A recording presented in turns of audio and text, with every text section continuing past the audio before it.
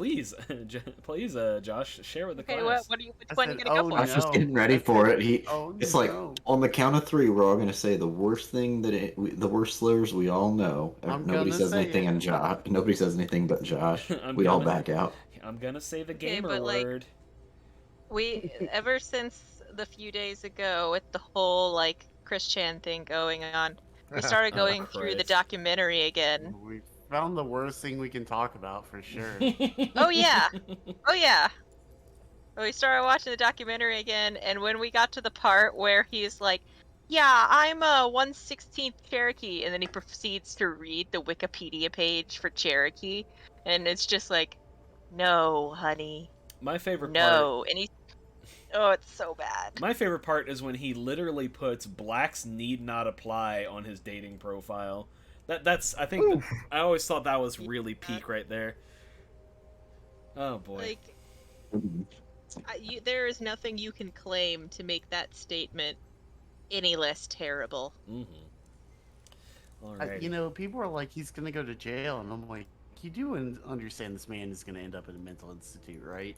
Like, maybe, who knows? but you have to understand that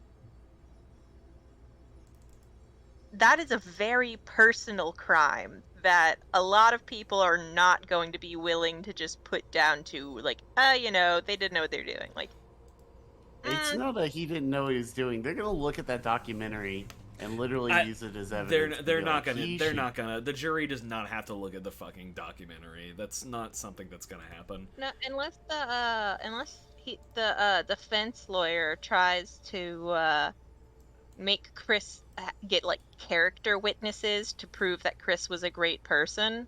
You don't really need anything to counteract that. Chris isn't on trial for being a terrible person.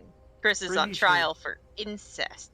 I'm pretty sure they're going to use that documentary as proof that he should have had help a long time ago. I don't think there's a chance they could this use is what bits happens and when you pieces of leave. it. That's irrelevant to the bits and case, pieces of it though. to Like, yeah. prove the crime, because Chris has been not if they're trying to prove that he's either, like, mentally unsafe or mentally unsound, and that he has been for a very long time.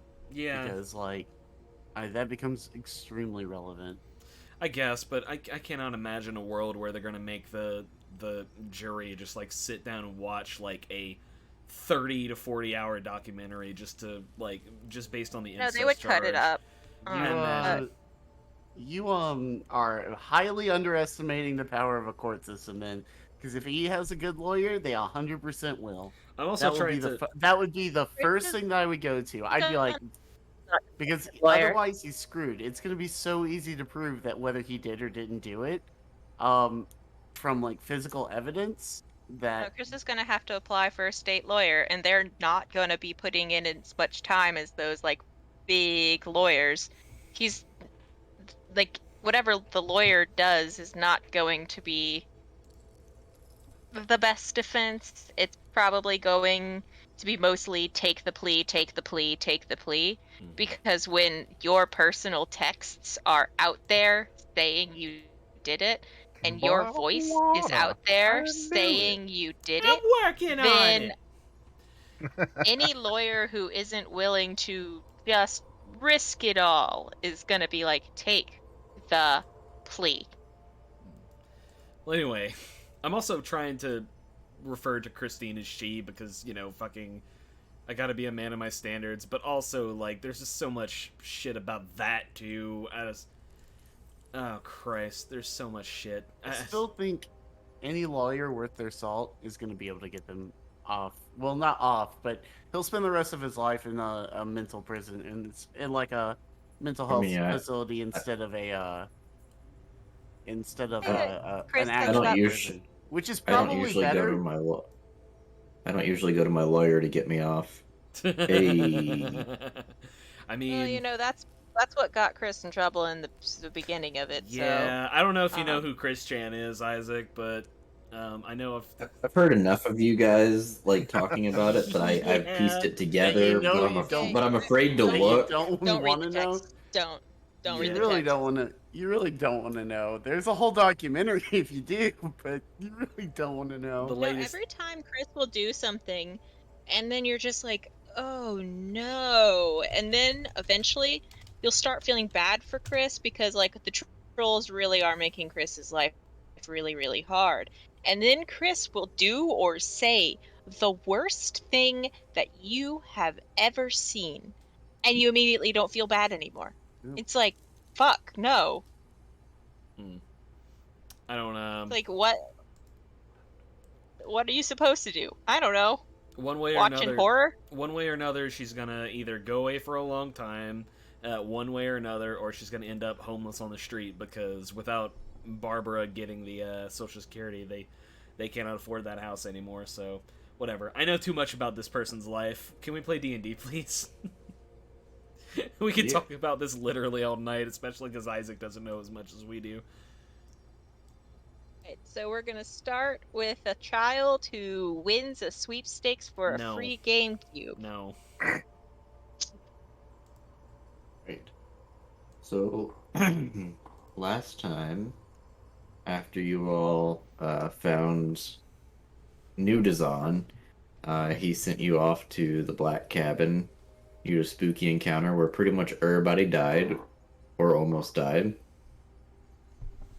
You all became spooky ghosts, and you fixed a weather device thing. Man, was that the last game? Really? Wow. Mhm. It's been a while. Yeah, it has. Man. So, for continuity's sake, we are going to just say that you guys went back to East Haven after that, and you've been doing your own thing for a while. And I think it's. Who has the Psi Crystal? Nyx does. Okay. And then who has the Shield Guardian? I think also Nyx. What do you mean the Shield Guardian? I don't think we. The talisman. You have a Shield Guardian talisman that you got in the Spire. Yeah, Nyx has that too. Oh yeah, is that the Amulet of Health? No, there was a Shield Guardian talisman. I don't have. I know that you guys on- took it. I know you guys took it. I just don't know who took it. I don't have. That's that not real. in my inventory, but I mean I can add it. Yeah, I remember one being an amulet of health, and we were like, neat. And then we quickly got on to making a ring. Yeah. I got the Amulet of Health because God, I fucking needed it. Oh, I mean, I know you guys took it. I have that marked down. I just didn't mark down who took it. All right, So, well, I will just put it on my person then. If someone else wants it, I don't want to have to. I don't want to have to hold two plot critical pieces if I don't have to. But I mean, basically, whoever, yeah, as soon as you pick up, and because it's an unattuned item for it's just whoever holds the talisman okay. knows the location. So whoever has it, you can even pass it around, show and tell. I don't care. Okay. Knows that this marker in the far southwest is where the shield guardian is. But as you're sitting around doing your thing, gathering intel, doing whatever it is you do, you also get a telepathic message coming from down here stating Nautiloid down, emergency protocols enabled, crew safe but vessel imperiled, Psi crystal needed, come at once. Right, and I believe that's the one we chose to do. It sounds like those people need help. Do you know what kind of people they are? I mean, if they are looking for this strange crystal, it makes you wonder if they are from this place or not.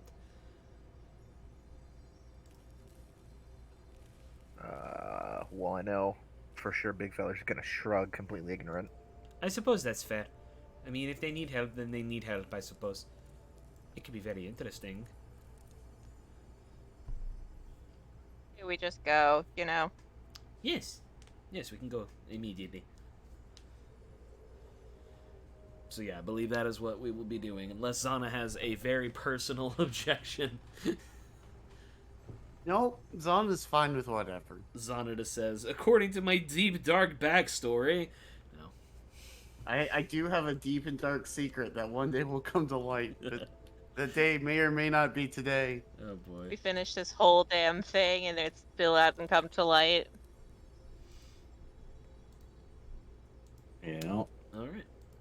All right. So you make your way. Most of your trek is fairly easy. I mean, you got roads that kind of connect along the river. Well, not roads, but you have the river to kind of follow to get you down there. It's a And then river once you, except a water road. yeah, and then you kind of get down here and you go in through the mountain. Unless you guys want to take some BS path, I don't care. But I just assume path of least resistance. Yeah. Yeah, we don't got anywhere else to be. Okay. And as you trudge deeper into the mountain valley, an eerie glow betrays the monstrous outline of something stupendous and ominous. It looks like a cephalopod with slimy, ropey tentacles as thick as tree trunks that has tried and failed to bury its immense bulk in the snow. Let's see. Yep, all of your passive perceptions are high enough to know that outside. Move you to the map. I don't know that your characters would know what they are. I don't know that for sure, but you do see them. I think if this is what I think it is, I think no, actually, Spooky wasn't born in the Underdark, so yeah, no, I don't think any of us would. You see a couple carrion crawlers. Oh, yucky. I have no reason to engage with them unless they need to engage with me, you know? And they're just kind of sulking about. Your placement is kind of arbitrary just because this map on the outside's kind of Hey guys, tiny. give me just a second. I'll be right back. Okay. Okay. Would a nature check be appropriate for carrion crawler? I assume like Arcana or something would be more. Yeah, I was about to ask if Arcana or Nature could be of use here. Big fella's definitely looking at this thing like a creature, not a fucking aberration or whatever. Let me look up something real quick.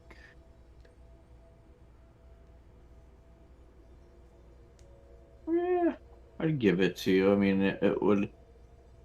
Yeah, go ahead and you can do a nature check. Yay! Because it's not so hard to believe that you would have ventured to the Underdark at some point. 27. 14. Yeah, you know about carrion crawlers. You've probably come across some form of pamphlet, literature, book. Maybe, I don't know. Sitting in the doctor's office, it was just in a magazine. Carrion Crawlers Weekly. Look, doctor's offices have very weird magazines. I wouldn't put it past them. So Yeah, are they He typically... doesn't know. You go ahead, bro. Big feller doesn't especially know a lot about carrion crawlers, but he's just kind of gonna point to them and say, "Those aren't native to the region. I don't know what that's doing here." Well, I'll tell you something. They I mean, they are called carrion crawlers, and that is an apt name. They do like to eat dead things, but they are not above making things dead to eat them. Yeah, I say we leave them alone. I don't like the way they look. I don't know what they do. We're just gonna sneak past them if that's fine by everyone. I think that is the wise way, the wise course of action. Yes. What's that? You said sneak? Sneak? Oh, cool. They have a little heavy armor modifier now. Which is weird because I shouldn't have that. But What are you wearing? What are you wearing? Oh, shut up, Emily. Oh, I have Sorry, scale mail, y'all. but I also have medium armor master. You're good, That buddy. was my principal calling to tell me that the teacher that we spent all day moving desks for thinks they have COVID. Oh, great. No. Yeah. Round two. Please no.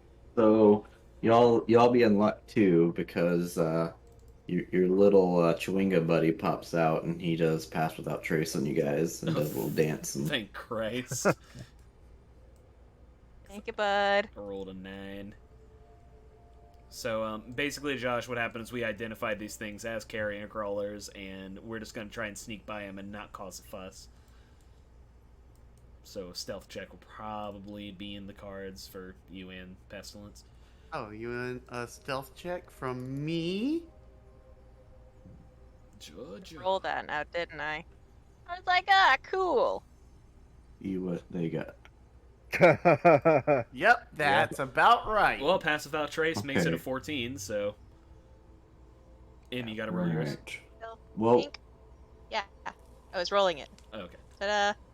let's see. So they see A turtle. the only person they don't see is Tyler. Oh no, and Big Feller. Yeah, because it's 25, not 15. And Pest. So, yeah, they see- And Emily's also got 25. Yeah, but. Oh, yeah, Pest I was rolled Oh, rolling so it'd better be than 25. Okay, never mind. Yeah, so it's just a turtle. I And they're not super happy about that. Oh, that's a Nautilus, isn't it? Oh, yeah. Yes, sir.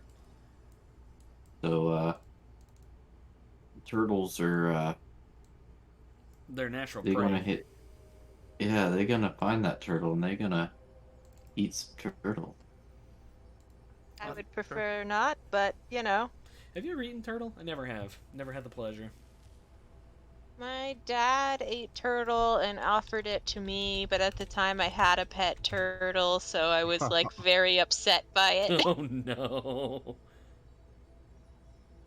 Oh yeah, I had those pet turtles. We rescued them from outside, meaning we stole them from outside. And when they got big enough, we put them back outside. Goodness. By outside, I mean a pond that was behind my mom's office, where there's a fuck ton of turtles. So yeah, big feller, you were up. So I'm gonna creep over this tendril here. Kind of get right up next to this thing. And I'm gonna smack it with my axe. Okay. Advantage for stealthy stealth. Correct. Chop. Does a 13 hit? Yes. Oh. Tits. He takes 9 slashing and 3 B damage. And I have extra attack, so I fucking do it again. I'll do it again. 18. Oh, 12 slashing and 6 B. Okay. And fuck it, I will bonus action hits. Wait, no, wait. Yeah. That's me. Okay. So Zana, you're up. Donna's gonna move to here. 5, 10, 15, 20. Yeah, that'll work. And he is going to activate his Hail of Spores. I feel good about that. I did 30 damage. That feels good. Dang, no shit. I always have to read this to remember how it works. It's, I believe, when they start their turn in your little cloud, they take the damage. Yeah.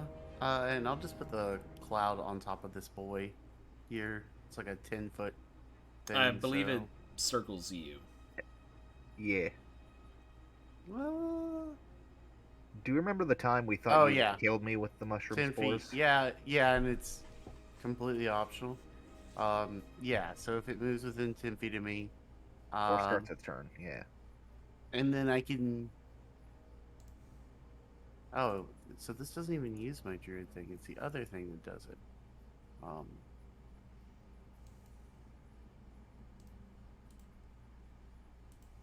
Fuck druids.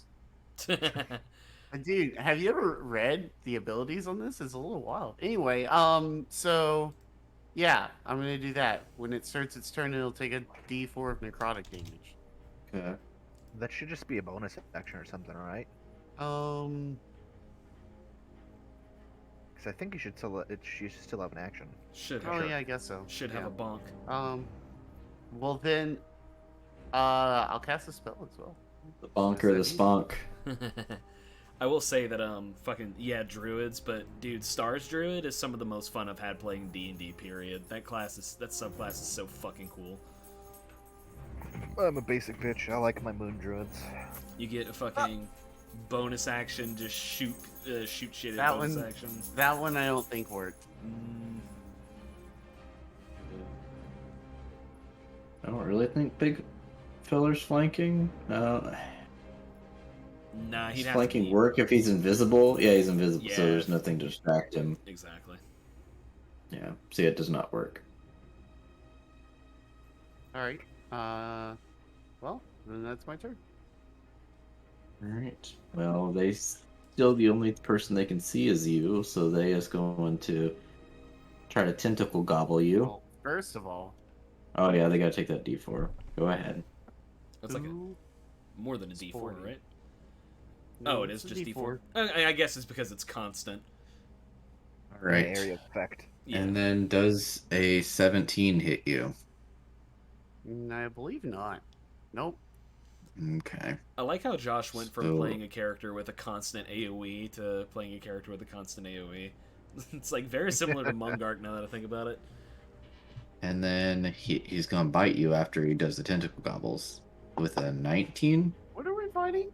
We're fighting Carrion carrion crawlers. crawlers. They're like giant. They're kind of like a cross between a worm and a maggot and a crustacean, and they eat corpses, or they try to make things into corpses so that they can eat them. Yeah, I yeah, would say doesn't that- hit me either. Here's you go. Oh, there we go. They're not pretty. Okay. Well, that a 19 doesn't hit me either. Okay. Hot diggity. If they weren't so close. hostile, I'd actually think they were kind of cute. The little baby on the bottom right's kind of cute. are cute to an extent, but maggots are not perceived as cute because what they are usually on is very gross. Yeah, you're up. Let's see here. So Nyx is still invisible. I've got. Oh shit! I forgot the other carrion crawler.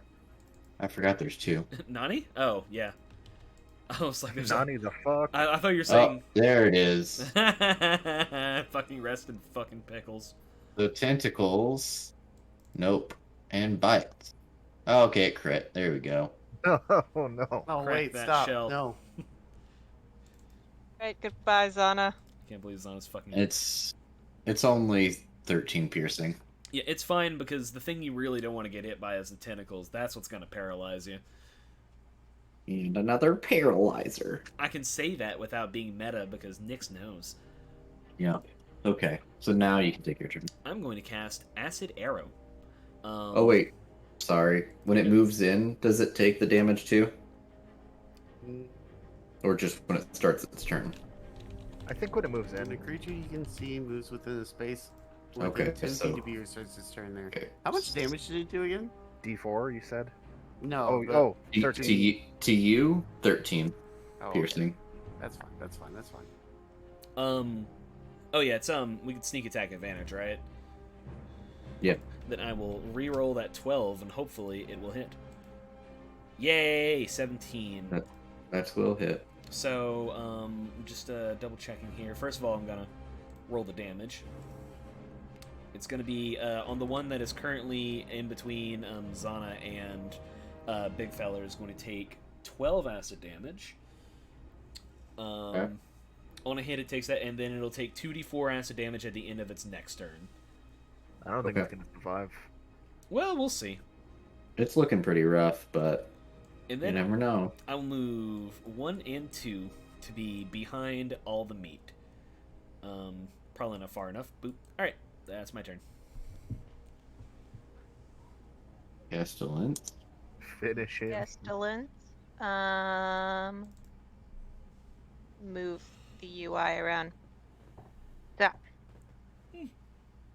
Excuse me. we do a movie move next to here, and then I'm gonna, and you guessed it, hit it with an axe. And you get to do I it thought you were twice gonna now engage because in- we're level Oh, yeah. 5. I thought you were Ew. gonna engage in polite conversation with it, but okay. Yeah, I'm gonna talk to the carrion crawler. I know its language. Oof. It's an advantage because you're still invisible. Well, not invisible, but he's still. Hey. Oh, well, the second one critted, so Yeah, it did. Damn. Oh well. and then I guess I don't get a move again, so You I do. can't hit again. You do. You're I do? Well, yeah. As The way long as that you haven't used your total movement. yeah, your movement is a currency you spend. It's not like you move then Oh, I attack and thought- you can't move. Yeah, well, because in another group we play, and like when you moved, you moved. That was Didn't because matter how short it was. That was because we played Theater of the Mind in that group, and that was kind of different. But yeah, your So movement then is I'll a move currency. here, and I'll use a hit. That one still hits. All right, and then we'll do 13 slashing. You also have 40 feet Okay. now, I think, as you're a barbarian. Yes, I do. Nice. Is that it? Yup. Big failure. Right. Let's swing around this way and hit him with the axe.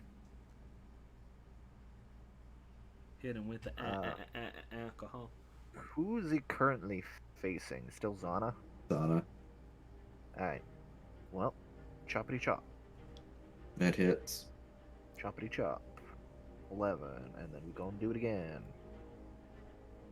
And then we're gonna do it. Yep. Yep. God, I love There we level go. 5. Big fella's just hacking and whacking and smacking. He is not looking pretty. Well, he wasn't to begin with, but especially now that he's oozing so much. Yep. Zana. Well, what if I casted another spell? Or Sponkin. On this guy. Let's cast. Hit him with a wee little shillelagh. I could do that too, but honestly, I got rid of Shillelagh because my bonks are already stronger than Shillelagh, so. Yep. That's probably not a good idea. He's also mostly dead, too. Okay, well then we'll just chill touch him. That's one. Fuck. Well, Nope. No, we won't. We'll wait until his turn and we'll get that damage. Speaking of which, roll that damage. He'll take it at the start, and then he'll take 2d4 acid from, No, that was his friend. Never mind. Don't mind me. Then he go on a tentacle. And he crits on the tentacle. Oh my god. So I also need a con save from you. It's 9 poison damage and a con save. 9 poison damage and a con save. Con save. Oh no. You was poisoned, and this poison you are paralyzed until you can meet the save. Guys. That's rough. Guys. Damn. Speaking of being paralyzed, here comes the bite. Oh, I'm gonna start And- rolling up my next character. Paralyzed or auto crits, right? And attack rolls have advantage, and an attack that hits the creature is a crit if the attacker is within 5 feet of the creature. So. No. Oh, it actually missed both of them. Yeah, it rolled an 11 That's with an incredible. 11 at advantage. But so Nick, your turn. Okay. She sees this happen. She's like, "Oh no, oh no." You said this thing's looking rough, though. Yeah. We're gonna toll the dead. It's gonna need to make a DC 16 Wisdom save. Good lord, take 3 necrotic damage. That sucks. I like that first roll. Yeah, the first roll's incredible. It's max damage, but that's my if he hasn't been hurt yet damage. It failed. Oh wait, that's So actually that my first roll is a single D12. It needs to be 2D12. So, wow, fucking 4 damage. Awesome. Fucking it's cool. looking rougher. Yay! I need to fix it. For some reason, cantrip dice Messed doesn't. up its hair a little bit. For some reason, cantrip it- dice doesn't apply to the second damage you So said. so toll the dead where you had to add it. If you go to this like the cogwheel in it, there will be one that says like cantrip dice, like to toggle that on. It does. I do have that. Oh, it's because you split. It's because you split the die. Oh, okay. Yeah, it only applies to Gotcha. the first damage source, but that's okay. I fixed it. It does 2d12 now. That is my turn. Okay. I could jinx So it, Am- but it's almost dead. Emma, unless you're paranoid of getting attacked from anything from behind, you should totally reckless attack this turn, because just chop him to bits, man. I mean, she's already got advantage because of flanking. Yep. He's I got- facing Zana, though, is he? Yeah, but I mean, I got flanking, and he's not good, and have big smackies, so let's do Well, big fuck 'em up. smackies. Fuck him up. Yes, it hits. It 8 did. slashing.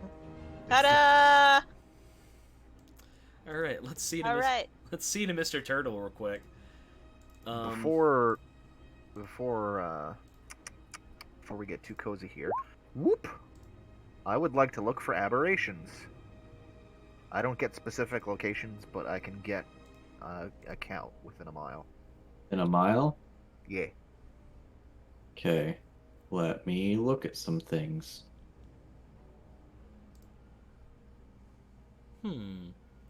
So Oop. I don't actually have. I was looking to see if I had lesser restoration, but I do not.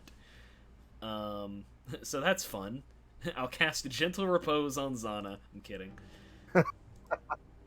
Kiss the boo-boos. So while they're kissing his boo-boos, Big Feller just kind of kneels down. He takes a little sliver of flesh from the carrion crawler and just looks at it intently. Waves a hand over it with some magic and kind of zones out. I don't have anything that could. Okay. I don't have anything that could like mechanically affect this, but I mean, Nyx is going to like sit by Zana and just like kind of pat his shell while he throws up the poison, or whatever the fuck that's happening. We just gotta wait till he passes the save, right? Help him Or purge. a minute. A minute, too. Okay, so yeah, it wouldn't last that long. That's good. Okay. Got like a stopwatch, like, you're almost there. Are you okay? Are you feeling nauseous or queasy? Would you like to describe the experience so I can write it down? Okay. That So- sucked. Yes, there are aberrations. Figured. I do get... Wait, no, I don't get a number. It's literally just, are there? Okay. I mean, it's still pretty solid. Just lets us know to prepare, I suppose. Big Feller will, like, shiver and be like, as if we expected otherwise. There's more of stuff like that around here. So, yeah, let's be careful. Would you like a potion, Zana? Yes, please. Okay. Nyx can give you 1 potion O healing. No, I think Zana's gonna go ahead and drink 1 potion of healing. Slash 2D our D8 plus 4, right? No, it is a 2d4 plus 2 for a potion healing. 6. Alright, well, you know, It's better than better nothing. than nothing. Zana's like, yeah, I feel a lot better now. I think that actually helped. So. both you and Big Fella can heal too if we really need it. I am Do very he really need it? on a scale of 0 to whatever. How are you feeling? Yeah, on a scale of 3 to 10, how much do you need further healing? I'm probably fine now. Okay. Alright. As much as I am very, very interested to look further in this thing, I am also incredibly fragile, and I'd rather not take point, but... Oh my goodness, look at this! And Nyx is gonna start poking and prodding the tentacles that are on front of the ship. Is this prehensile, or is it just decorative? Make a And con as save. you're kind of poking it, it is. I mean, you can tell it's almost organic. Like it's damaged. It has like it's oozing bits and pieces. It's kind of flaking and almost scaly. Oh my god, this thing is alive. This is incredible. I've never seen Well, anything I've like never... Yeah, I've never seen this before. Do you think this has something to do with the distress call, or do you think we should just leave? this. It said And something... Good. that distress call, like it's still kind of playing in the back of your head, and you can tell it's coming from inside. Oh, it is This, 100% here. I mean, it is a ship. I mean, as strange as it looks, it's very obviously a ship, although I don't think it is a ship for going through water or going through through ice. I wonder if it flies. I wonder how it flies. And this deck, because this part's outside. This deck is 5 feet above the valley floor and covered with fresh snow. Mounted to the deck is a ballista covered in ice. At the back of the deck is a double door made of chitin and iron. It is tucked under 2 higher decks. It is 2 stories, as you can see over here. 3 stories. Okay. The lower of which of the 3, so decks 1 and 2, has another ballista mounted to. Got it. So Okay. Oh, so yeah, technically you'd be able to see that part of that deck too, because that is outside. So, question: is our chewinga maintaining concentration for Pass Without Trace? Yeah, it's still it literally cast it and then went right back into your hair. Like it ain't to help him with the fights and Hey, such. that's still plenty of help. I will resume sneak mode. I think Nyx will do so as well. Hey, 32. Fuck yeah. Invisibro. Yeah, Yep. Spooky's gonna crawl up onto the deck and approach the chitinous door with curiosity but care. Okay. So as you approach the door, Spooky, you can tell that it's kind of trying to open, kind of like electronic, like Walmart doors and stuff, the sliding doors, but it is frozen, so it's kind of stuck that way. This is a great time to not have produce flame. You not have like a batch? Oh yeah, I might have something in my inventory. Big feller will kind of instead of his hand, he'll wave his axe in front of Nyx's face, like, "Hello, I'm right here." Yes, but that might make a lot of noise. Aren't we trying to be careful? Never know. If you hit these doors, would they make a thunk or a squish? A squish and a scream. They appear to be made mostly of chitin, so I imagine a combination of the two, but mostly a click. I don't like this. I don't. What is this? Oh shit, I am actually missing a cantrip because I'm supposed to have 4 cantrips at this point. So let me see if Produce Flame is on there because, boy howdy, I do like Produce Flame. Let's see, where's it at? Which spell list? Cantrip. Produce Flame, fuck yeah! Alright, so Spooky is going to cast Produce Flame once I actually add it to her inventory. I mean, it's not the best damage spell considering that I already have Toll the Dead, but also fuck it. Boop. Boop. So, I mean, I'm not doing damage with it. That's just Okay. So basically, here we go. Show spell description. Little hand appears in her. Little flame appears in her hand, and she kind of just holds it up to the door to kind of melt the ice. Okay. So as you do that, it takes a couple minutes because it's pretty much all ice. But as it gets enough where it starts to kind of crack the door a little bit, and it just kind of eventually it does able to whoosh open, and it's not subtle. The whoosh is pretty like spaceships, like zoom. Good. And in it you see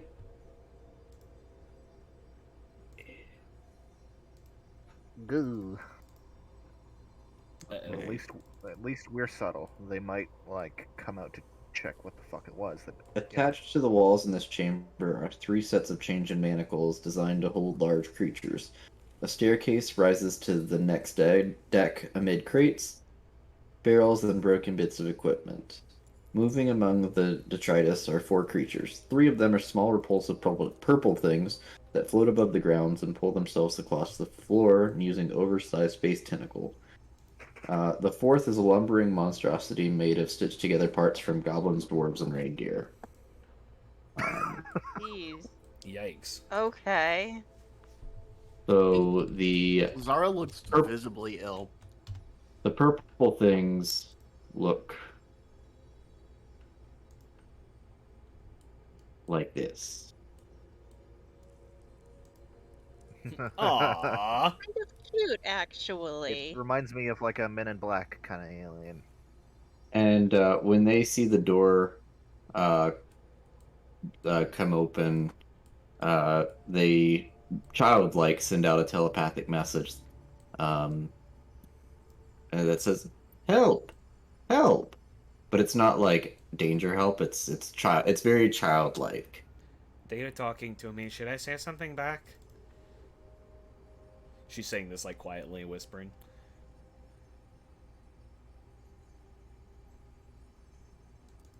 Saying that to Big Feller specifically, I guess. Big Fella's gonna freeze and like look back at Nix and the others and look into the room and look back at them. He's lost for words. Using the telepathy granted by the Psi Crystal, Nyx will reply, what do you need help with? Big monster. Big monster, okay. What are you doing here?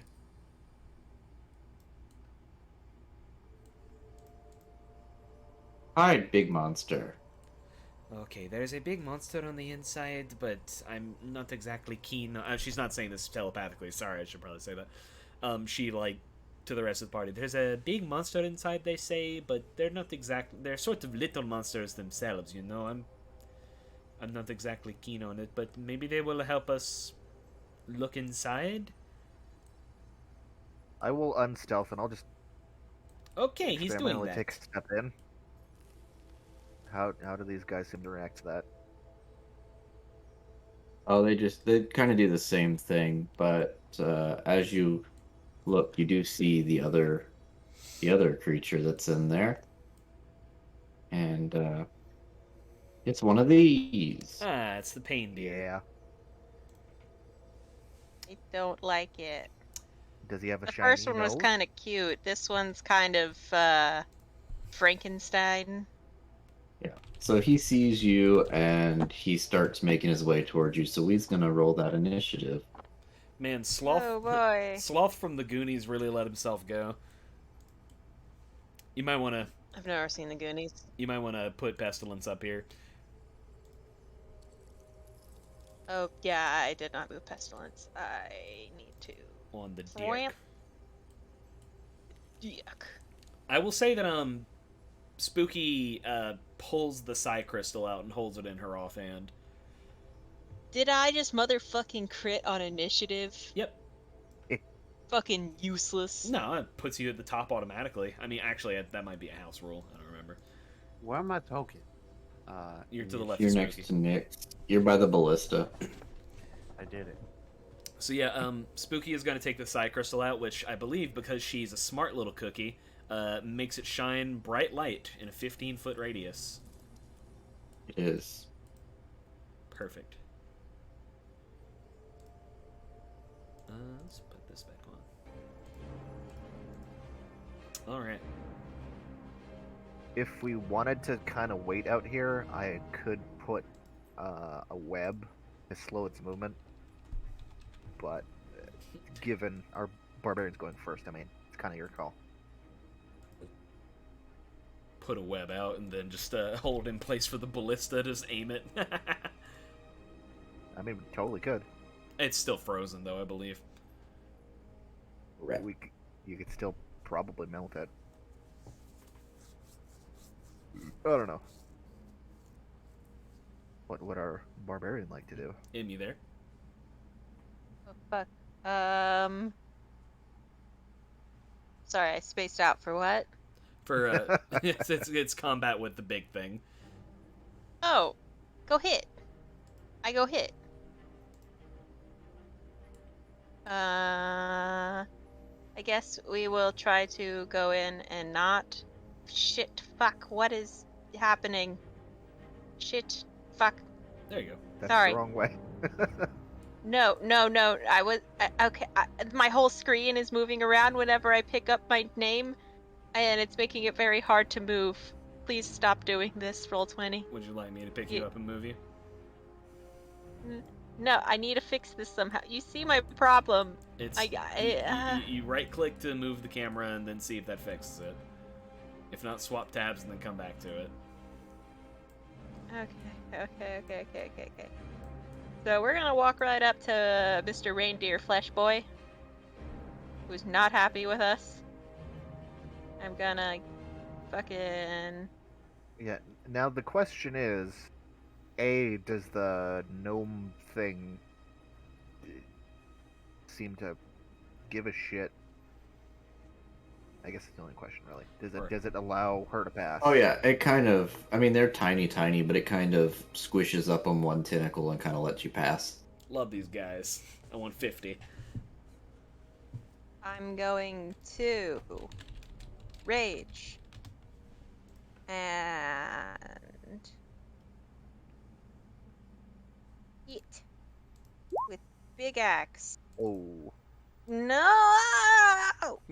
So, question: is you What? have one of the rages that makes your attacks magical? I don't think I have that. Let me see. I don't believe so. I think the only thing that happens No. whenever she does her rage is the spectral warriors appear, and that's a defensive thing. Okay, so it does hit. Oh? So yeah, you can roll damage, but also make me a perception check. Yeah, roll damage, but also make a perception check. Okay, so it does hit, and you're very sure of it. Like you actually watch your axe like lodge right into the flesh golem's shoulder. But when you go to pull your axe out, there's no additional wound, nothing. It just kind of looks and kind of almost as much of a monstrosity can or construct. Just kind of Whoever's on my page, stop. chuckles on it. Sorry. You forget whenever you mess around with my page, you mess around with it while I'm looking at it. So nothing Okay. nothing on the big guy. That's unfortunate.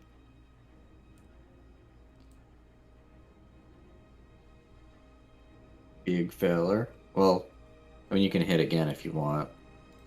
I don't think she has Well, a magical weapon though.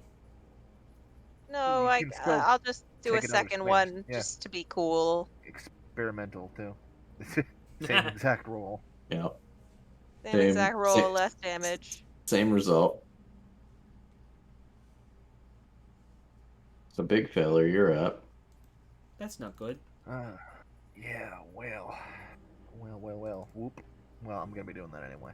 But, so we're going for style points here. Plus see if force damage does anything. So big feller is gonna kinda go up a few steps of the staircase and jump off on top of this crate. And then dismount and zip over here. And we're gonna axe him in the back. Okay. Boop. And go. Diggity. Does a crit hit. Okay. So that's 6 slashing, 10 B piercing, and let's see how much force damage. 10 force damage. Okay. So, it does not like the bees or the force. But the axe itself kind of doesn't do much.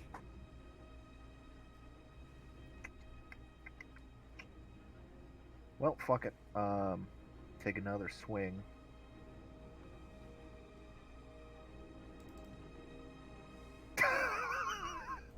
Shit. Eat shit. It's only 3 B piercing this time. I was about to say you can't. Wow, Zephyr Strike is incredible if it's a bonus action.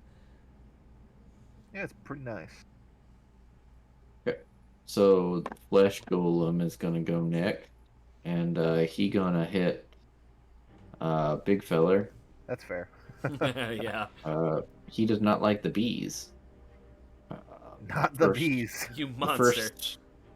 first slam does not hit. The second slam does hit. AC 20. Yeah, I got a 27. Oh!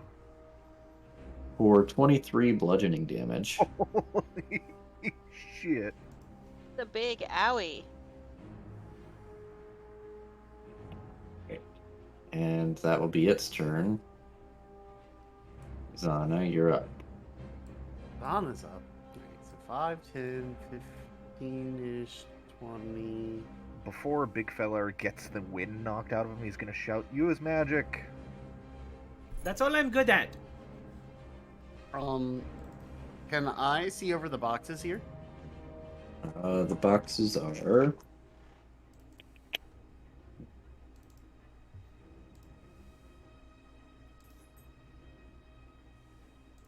Well, I guess I also have to make a Yes. fit check. They're 4 feet.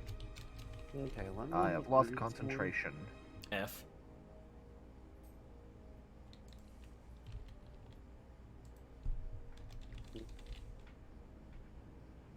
Seems bad. I have all these AoE spells. But Please don't nuke us. yeah, I'm It's also kinda- very, very hurt Yeah, right now. So. I don't got like. Yeah. Well, I do have a couple mats. I'm gonna, on Spooky's turn, I'm gonna try and give you something. Couple magic boys. let's not cast either of those. I could cast Tidal Wave. That would be pretty funny. First fireball. You know I can't cast Fireball yet. You can't cast Fireball at all. You're not that kind of druid. We're gonna cast Blindness, Deafness, and I think I'm gonna try to blind him. Okay.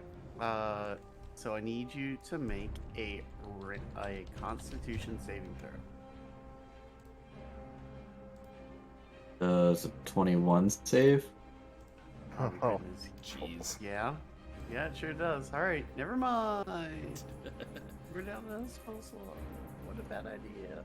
Alright. It's never a bad idea to try something. So we're gonna scoot over here.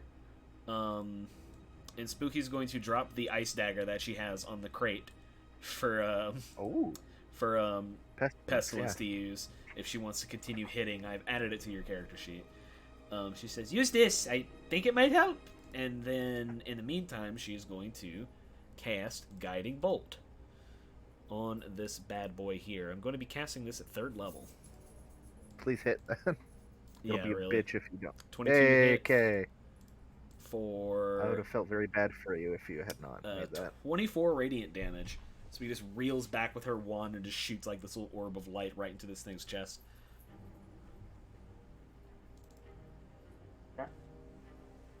And that is her whole turn. Okay.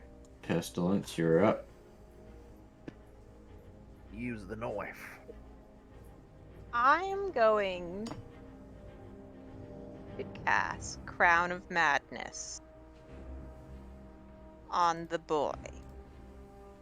I wonder if that'll work. So, humanoid. One humanoid of your choice that you see within range must succeed on a Wisdom saving throw. I Or suppose become charmed by me for the duration. While the target is charmed in this way, here's on its head and I accidentally mess with my headphones. You're fine. My concern is with it being a construct. Yeah, that's what I was about to say. It's human-ish, but I don't think it's a humanoid. But it also has an intelligence of 6, so it's kind of going off instinct anyway. I can make it stop. I don't think it'll work at all. I'll allow it because it is following orders of sorts, I guess. Because I mean, it's a construct, so it makes mentally. I guess you could. I'll allow it. What is it? Wisdom save? Yeah. Trying to figure out. Spell save 12.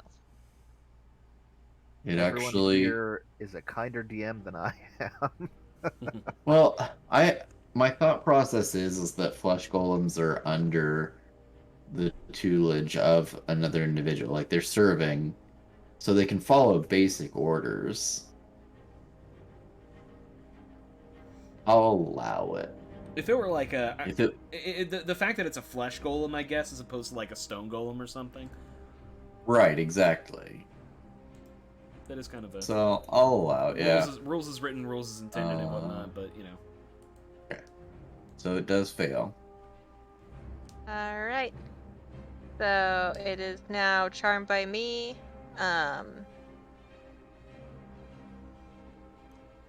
So you just get to make it attack Big Feller instead of you. I can tell it not to do anything. Hello. The Right, charmed but- target must use its action before moving on each of its turns to make a melee Are those you all? attack against a creature. Yeah, it has to do that. I'll be right back. See if disconnecting come back and fixes it.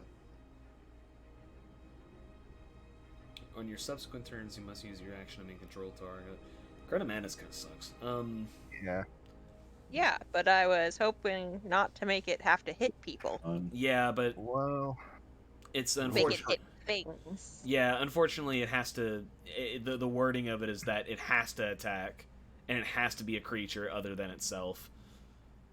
I was hoping just to make it walk into the other rooms, honestly. Mhm. that would be ideal, but Yeah, but Crown of unfortunately, Madness is more one of those things you like cast into a crowd of enemies, and then it just turns into a bloodbath. there's also the concern. I just realized you're raging right now, aren't you? Yeah. Yeah. You, Well, no, I Yeah, you didn't, can't because I cast. didn't hit. oh, Doesn't rage end if you don't hit, and I didn't? I think it's. Let me double I check think that. you. I think if I don't you. think you have to hit. I think you have to make an attack. Yeah, I don't think you have to hit it all. But yeah, that came up whenever because I play a barbarian in another one of my groups. You have to make an attack. It doesn't have to hit. If you're raging, you But the can't thing cast is that you're spells. yeah. Yeah. Can I you hear me raged now? last turn, and I didn't hit last turn. Don't I lose it this turn? You tried to attack. It's not if you hit or not. It's if you try to hit something. Barbarian would be infuriating if, ironically, if you had to hit to maintain rage. Yeah, your rage lasts for 1 minute. It ends early if you are knocked unconscious or if your turn ends and you haven't attacked a hostile creature. You don't have to damage them. You just have to attack them. You can drop rage as a bonus action and Yeah, cast your spell. So And I distinctly remember one time me not hitting a creature even though I tried, and we were like, okay, you're not raging anymore. then we might have just made a mistake. Okay. Regardless, you'll have to drop rage if you want to do Crown of Madness, and it won't do exactly what you're thinking. Yeah, I was hoping to, if I open the door with the guy, there might be some bad on the inside. No, it's. Oh, it was a great thought. Yeah, but no, yeah. Unfortunately, the spell is. Yeah, Crown of Madness is one of Well, the. then I'll try my other spell. Brave Sickness might work. That's right. So Yeah, if you ever. I didn't think Ray of Sickness would work just because it was a construct, but whatever. So we're not doing madness? No. Crown of Madness? No. Okay. Sorry, my headphone's connected to Desiree's laptop. She must have opened it up, You're okay. and it likes to bounce around for some reason. Why is it doing a spell So save for that? she That's had to interesting. hear. She had to hear all the awful stuff we were saying about you while you were gone. Well, no, like it would have been the output from her computer. Oh, because it's like to my Bluetooth or headphones. something. Gotcha. Right. I wonder. I wonder why it's doing spell save DC instead of a range attack. So I guess that means it's. Oh no, because on a hit I take a con save. Oh, Emily. Type the following.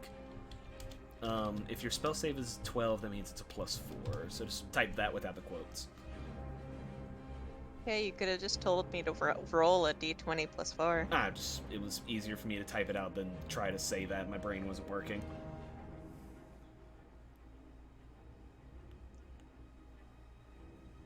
It does hit. So it does 2d8 poison damage, and I do a con save. So I do save, but I get 13 damage. No, Okay. she didn't roll damage yet. There we go. Oh, the 13 was 5 the damage. hit. Okay. Yeah, the 13 was the hit, the 5 was the damage. I wish the 13 was the damage, but did not roll great. And that's my only spell I get up for the day, so I'll be using the knife if he continues to live. Okay. Then Big Feller, you were up. So I'm gonna just drop the axe because that ain't doing shit. But apparently piercing seems to be doing something. So I'm gonna draw my own dagger. And yeah, let's stab him with. Hold on, do I have the bees thing tied into this as well? Yes, I do. Yeah, I think it might have been the bees more than anything. Well, I mean, the bees are piercing, right? Yeah, but I mean, But don't aren't they? beers also magic? Yeah, I think the bees are magic because like you're kind of like doing like a magic. I know flavor wise, it's just bees, but I think the Swarmkeeper Ranger is like it's magic, right? It's not specifically magic damage, but it is magic shit. Yeah. Any hoo-ha?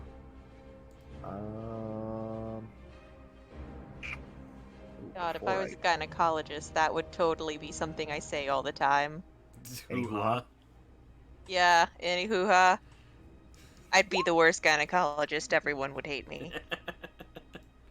Cast Zephyr Strike again, so I can at least get an advantage on one attack here. Stab. 21 or 22. Okay. Pretty sure that hits. It does hit. Oop, that's not in correctly. So let me see. That's the B piercing, but then we also need just D4. D4 plus 4. Cool, so that's 5 piercing from the dagger and then 10 piercing from the bees. Okay. And at this point, the flesh golem is going berserk. Oh, good. Oh, good. But go ahead. Yeah, I will attack him again as soon as I get the damage put into this thing correctly. B piercing. D6 plus strength. That all looks good. Stab. That hits. 6 normal piercing and 7 B piercing. And then I'm gonna get the fuck out of here. Because I really don't want to get slammed again. Might get that AOO though. Zoop. You is.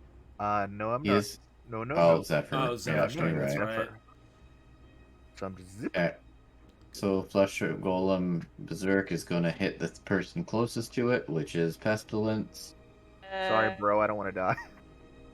It's Fair. a 14 to hit and a 26 to hit. Well, 14 doesn't hit, but 26 definitely does. For 12 bludgeoning. Ouch. Okay. Oh, I guess I gotta see if the Berserk does happen. I had exactly 12 hit points left. That would have knocked my ass out. It does not get a Berserk attack. Okay, Zana, your turn. Okay. Let's see here. Zana's gonna move over here so that he doesn't accidentally shoot his friend in the back. Hello. Appreciate And it. then And then he intentionally shoots his friend in the back. and then I So I don't. intentionally- My dark secret. Alright, this is Zana's arc. Zana's arc is that he killed all his Oh. friends. And he's gonna Why do it did he not again. roll this time? I'm gonna Oh, because fucking do it becomes again. damage. What? I 17? will murder. Did I do it? That does hit. Oh, thank God. For 8 necrotic damage. And it can't regain hit points until the start of your next turn. And it can't regain hit points until the start of my next turn. At least I'm safe inside my mind. Oh, you should also be doing an extra D8. Oh, yeah. Slash R So D bad. 8. Well, it's gonna Hey! take, it's a crit damage, so 16, nice. This is the way. You topple the Flesh Golem. Hot diggity. here we go. Make sure you go. Make sure you go into the cogwheel that is next to Chill Touch, and make sure that damage dice is selected under what is it? Hop up. Let me look at this. Oops, I didn't. I'm do not it. familiar with the Happa category. Shut up. Whenever you'll see this thing that says cantrip progression, make sure that drop down thing is set to cantrip dice. That'll make it automatically scale the damage up for you. As soon as this thing is dead, Spooky gets on the box and picks her knife back up and hands it over to Pestilence, and she's like, "Just in case." Give me a deck save. Oh, good. Oh, Who? 10? Okay. Probably not great. So you do tumble through the lid of this box. Ah! It's just Yeah. a crate. It's got some fun stuff in it. Used razor blades. you fall into a pool full of tadpoles. Used razor blades and syringes. Uh, Oh, you know what? Recently learned that there's a whole bunch of used razor blades behind my bathroom wall because it has one of those slits that people used to put used razor blades in, and I'm just like, man, that was a terrible idea. Yeah, you fall into this crate, and you find some alien items that you've never seen before. Hell yeah. Oh, everyone, don't forget that we got the Blessing of the Morning Lord last session. Every day we get 10 temp HP. So, if you took damage, make sure you Yes. accounted for your temp HP.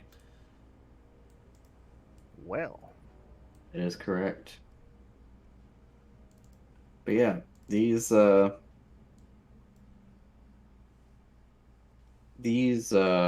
alien items, they kind of look like longer crossbows without the bow part.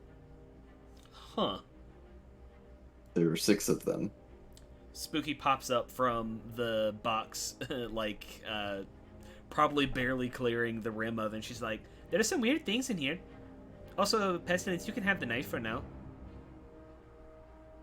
Thank you. What is that in the box? I don't know. It's sort of like a crossbow in function. What if I just... And she points it to the far wall on the west, and assuming that it has a trigger, she's gonna pull the trigger. Okay. First, give me an intelligence roll. Okay. Luckily, she's a smart So cookie. you. Smart cookie. All right. So you are able to find the safety, and you are able to disable that. Fucking shotgun. Yeah. So she Um, points it to the far wall and just shoots it. Okay. Give me a second intelligence check. Come on, baby, be smart, please. Yay! 18. Okay, you now are in the possession of and know how to use a laser rifle. No fucking way! Excuse me? Yep. Are you fucking serious? Like, as written?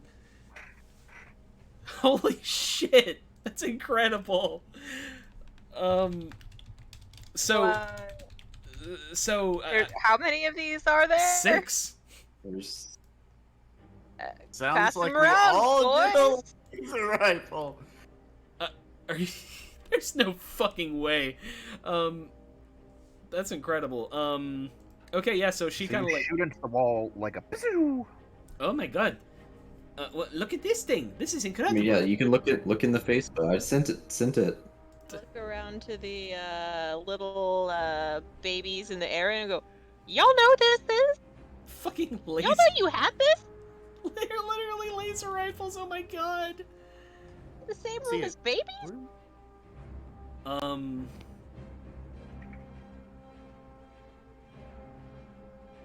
Oh my god, that's incredible. Yeah, I'll mark down that I have 30, that I have 29 hits left. Like, I think I'm just going to hold on to this. I can show you maybe how to use it. It's sort of, I don't know, there's a bit of thinking that goes into it, I think. Zomna's like, I'm smart. You can try one, just be very careful and don't shoot it at us. Big fella's gonna look at the gnome things and go, "Yeah, what do you know about Oh. these?" I think... So using those rolls too, Nyx is able to deduce that 3 of them are not functioning. They're kind of impeded. There's 3 functioning ones. Correct. Battle to the death. I don't know if they can hear you, big fella. I think that might have to be me. I think they can hear you, but I don't know if they can talk to you, because the only way I've heard them is through the crystal. What did you want to ask them? And when you say that in. Let me look real quick. In Philadelphia, born and raised. Gnomish. In Gnomish, they do say, "Yay, good job." Like out loud or in the crystal? Correct. No, out loud. Okay. Spooky responds in Gnomish, and she's like, "Was that the big monster?" Yes. And then in Common, she's like, "Okay, that was the big monster. We did it." And and then one of them kind of runs up to you, grabs you by your hand, and kind of leads you to this area back here. I would prefer if you didn't And touch me, but okay. It's cute. Leave it. and when you do, it just kind of shows you all the doors open as you approach, and it's all just cryostasis pods, cryogenic pods. They're all 5-foot diameter, crimson semi-translucent crystal spheres, and one of them just kind of jumps up, and it just kind of curls up into a ball, and it's clearly its bed, and then it jumps back out. You know, I was about to say that it might be soup or something, but I don't know if I don't know if I like this better. Donna's What gonna be like, did "Oh, we- what are these?" I think So they point to the stairs and kind of motion to the next deck. I think it is a sort of bed. They look quite baby-like. I certainly hope that it's not some strange, like, uterine device. Well, yeah, but like, what are these things that were? I don't really Yeah, We're know. what did helping we the walk people. into? I don't. 'Cause, Did you like- ask it? I asked them what they are here for, and they just said, well, actually, that's a good point. Their ship is alive. They're laser guns. These are babies. There was a flesh monster. I don't know what any of this is or could possibly be from. Okay, just give me a second. I'll talk to them with the crystal again. Or Have you also considered that maybe it's not a good thing that they're here?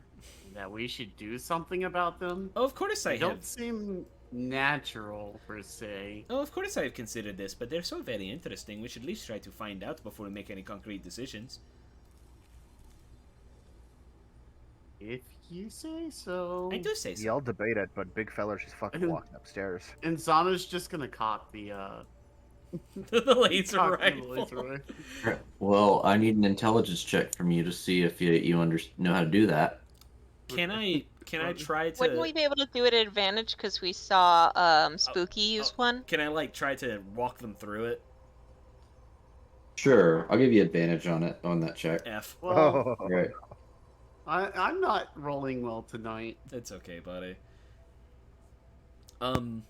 While they're looking up. So it does misfire with that. Oh shit! Please don't kill me. So it does It's just a misfire into the ceiling.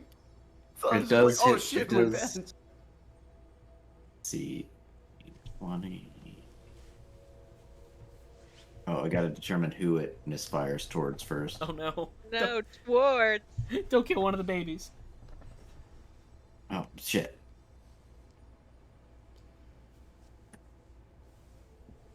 Alright, so that one does misfire off towards Big Feller. I'm walking up the stairs, asshole. Leave me Oh, alone. wait, yeah, you already are, I never mean, mind. Zana is on the stairs. To be fair. Oh yeah, alright, so Yeah, come at me. it only does a 19. Like, to hit. As big fella hears it work, he turns around and just barely blocks his shield. Put it down. Put it down. Put it down. So it is down a charge, so now it is down to 29 charges. Okay. Sorry about And that. you were no closer to knowing how to fire it. Spooky, could you show me how to use this thing real quick? I can try and walk you through it, but I mean, I already gave you the base instructions I could. I think part of it is just sort of intuitiveness. No offense. I don't know why I'm feeling so off today, but It's okay. Just go upstairs. I'm going to ask the little ones why they are here and where they are from. If you hear me screaming, that means they're eating my brains. They pointed up here. I'm gonna knock on Two of this. them, yeah, two of them, the ones that didn't get your hands, they run upstairs. Oh well, And I'll say this one came with you. she'll follow Got then. your Because, hands. oh, and it kind of probes into your mind, and it says, "You Nix, me Rix." I don't like that you know my name, but hello, Rex. Can I call you Rixamin? Is the other one named Morty? Bat. It is Rix, Rix, Rin, and Jaglard. Jaglard. Holy shit. It is ZGLARRD. All of them. The sound that I've made while inhaling water before. So, Yeah.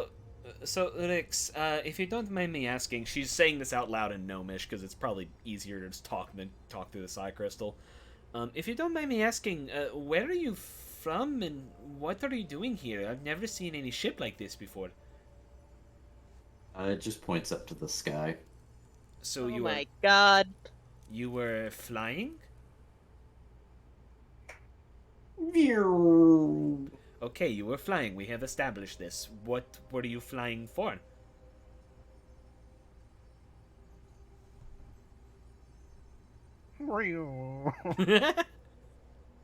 To Or learn. spaceship noises. To learn, he says. She'll say this in common. And then back to Gnomish. And Rin, Go ahead. Rin up here just knocks on the door, and as it does that, the door whirs open, and Oh, hell yeah. so you wouldn't know what they are, but what they are is it is a mind flayer, Yep. Oh. but they Fuck, look. I can mind flare with you. Oh, you must have been so fucking excited whenever you read that there were mind flayers in this shit. But they're tiny. Oh, Oh no. I kind of love it and almost want Nyx to be one, but I don't. It's And, kind of the best thing I've ever seen.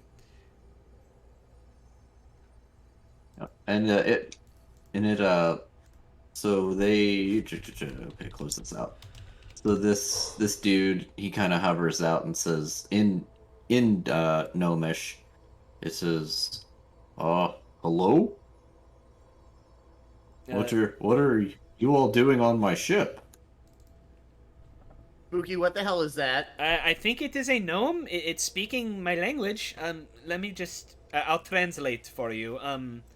Hello. We heard your call. I heard it through this, and she shakes the Psy Crystal. Oh, yes. We're in desperate need of that. Actually, it's our Psy Crystal went out, and that's kind of what's maintaining our life support. Your life support. Okay. What are you doing here? The littler ones said you needed to learn something.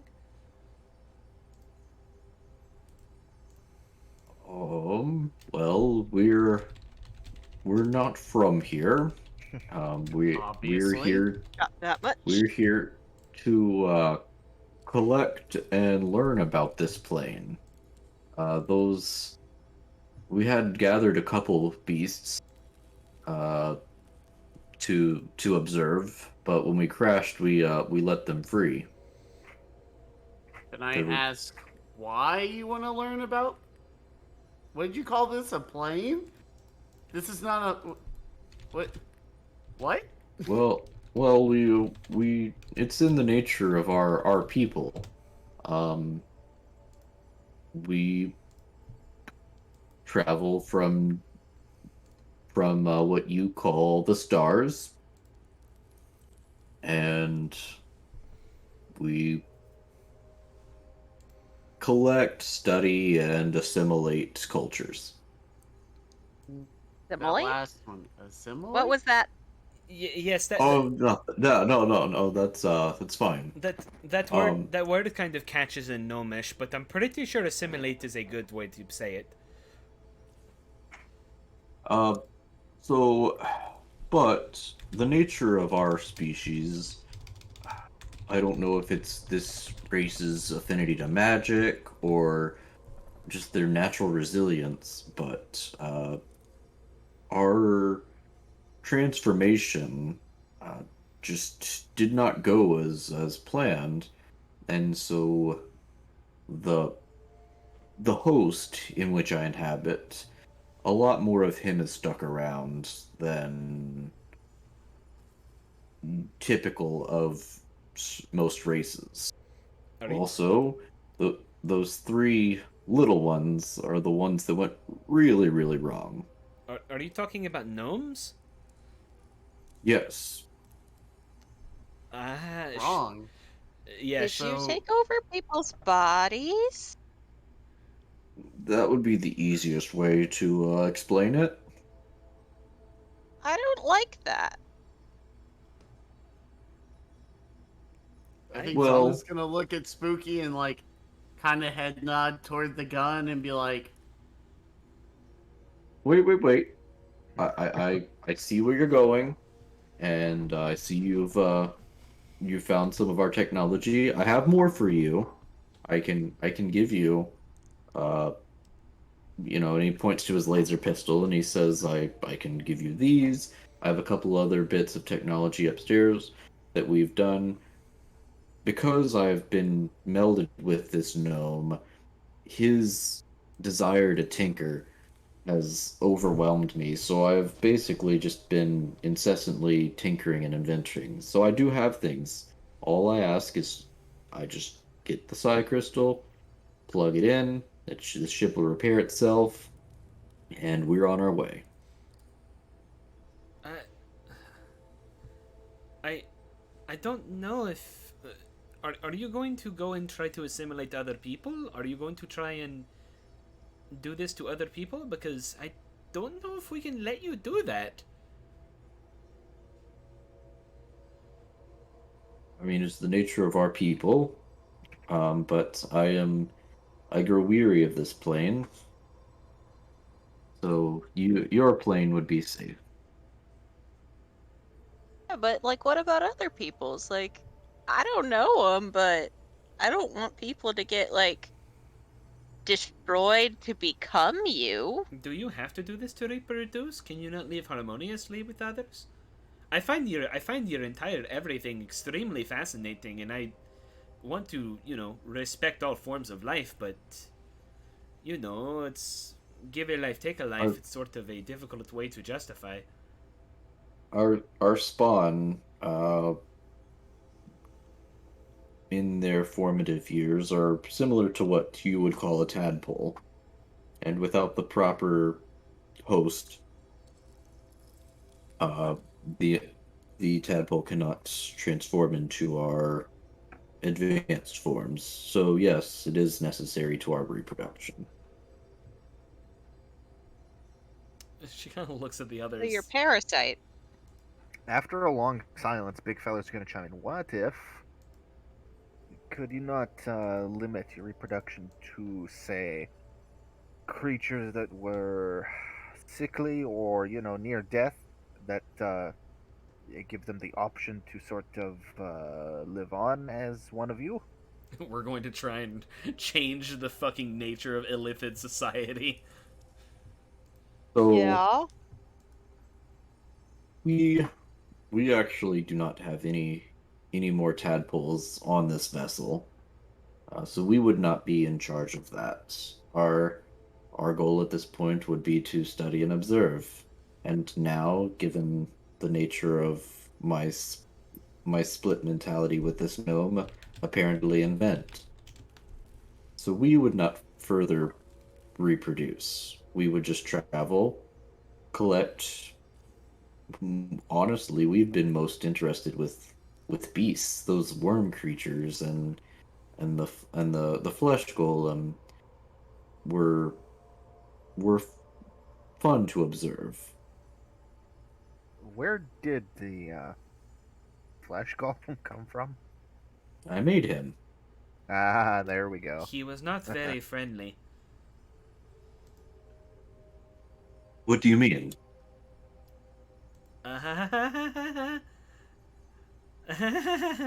Well, Did we're Were those three playing with the flesh golem again? They said big monster. It attacked us. It almost killed big fella.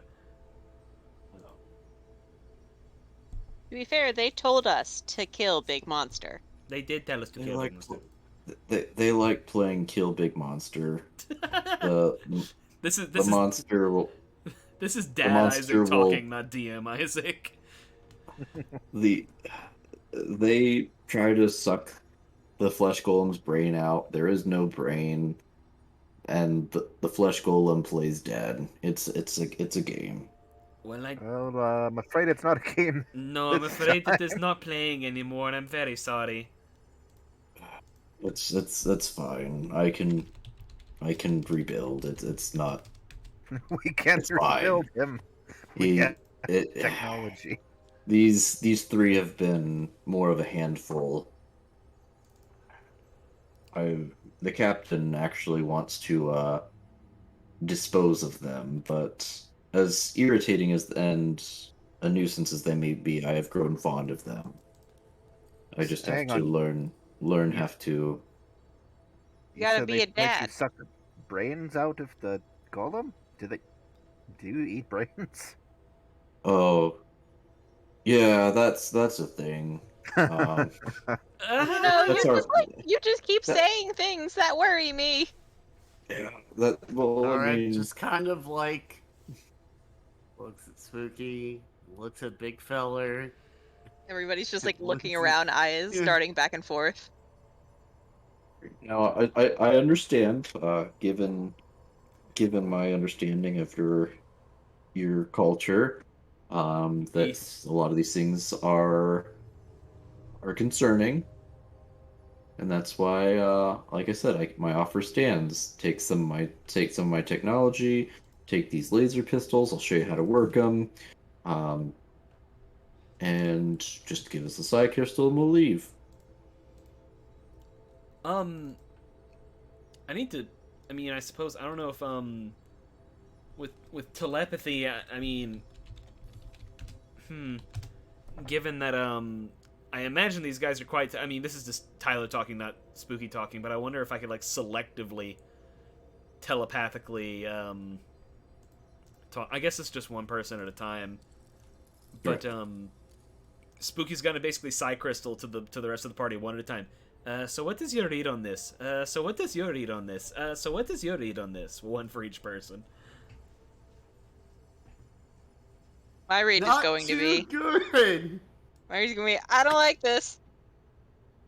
Big fella, what's your take? Do we let them go or do we do something? Because I don't know what they are capable of. Really wanna- don't know how to feel about this. I don't would want to really kill want Big. to. If it helps your decision, just I mean, I could tell you guys are game planning that, and that's fine. I get it. Like this If dude. I it- can't help but fucking like this dude, you know? If it helps your decision, if we don't leave, we're gonna have to venture into civilization and feed on brains.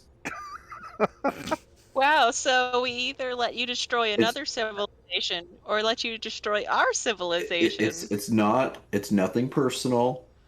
You know, just gotta better just get that food just source. gotta get Gotta get just those gotta brains. eat. Fucking. Big feller's gonna put his hands out and say, "Well, I could how sweeten the might- deal too. You can have our semi-operable psi crystal, which can probably be restored. It's just we only have about 24 hours before life support completely fails. So we'll trade you. So you're not completely without. You just gotta kind of fix her up. Don't have that time. I'll phrase it like this: as I see it, between taking their lives or allowing them to remain here and take other lives, I would see simply helping them be on their way as a, how would humans put it? Net neutral action? I think that's a good way of putting it. I don't want him to stay here. Maybe That's for sure. maybe the But I tech- also don't want to kill the babies. Is that a controversial statement here? No, I don't perform abortions. I knew someone was gonna say it instead of me. Fourth trimester abortion, like yeah. that's what it is. Maybe the technology is something that could help the 10 towns.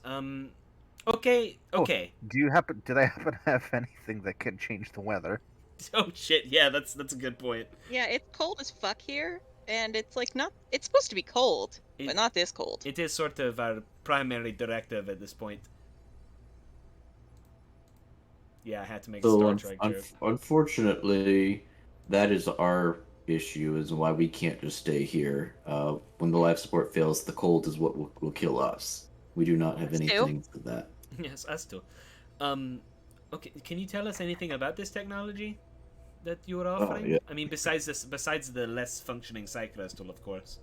Okay. So I can give you, like I said, laser pistols, and he just kind of does like a little John Wayne, spins it on his fingers, and pew pew pew. I love this dude so much.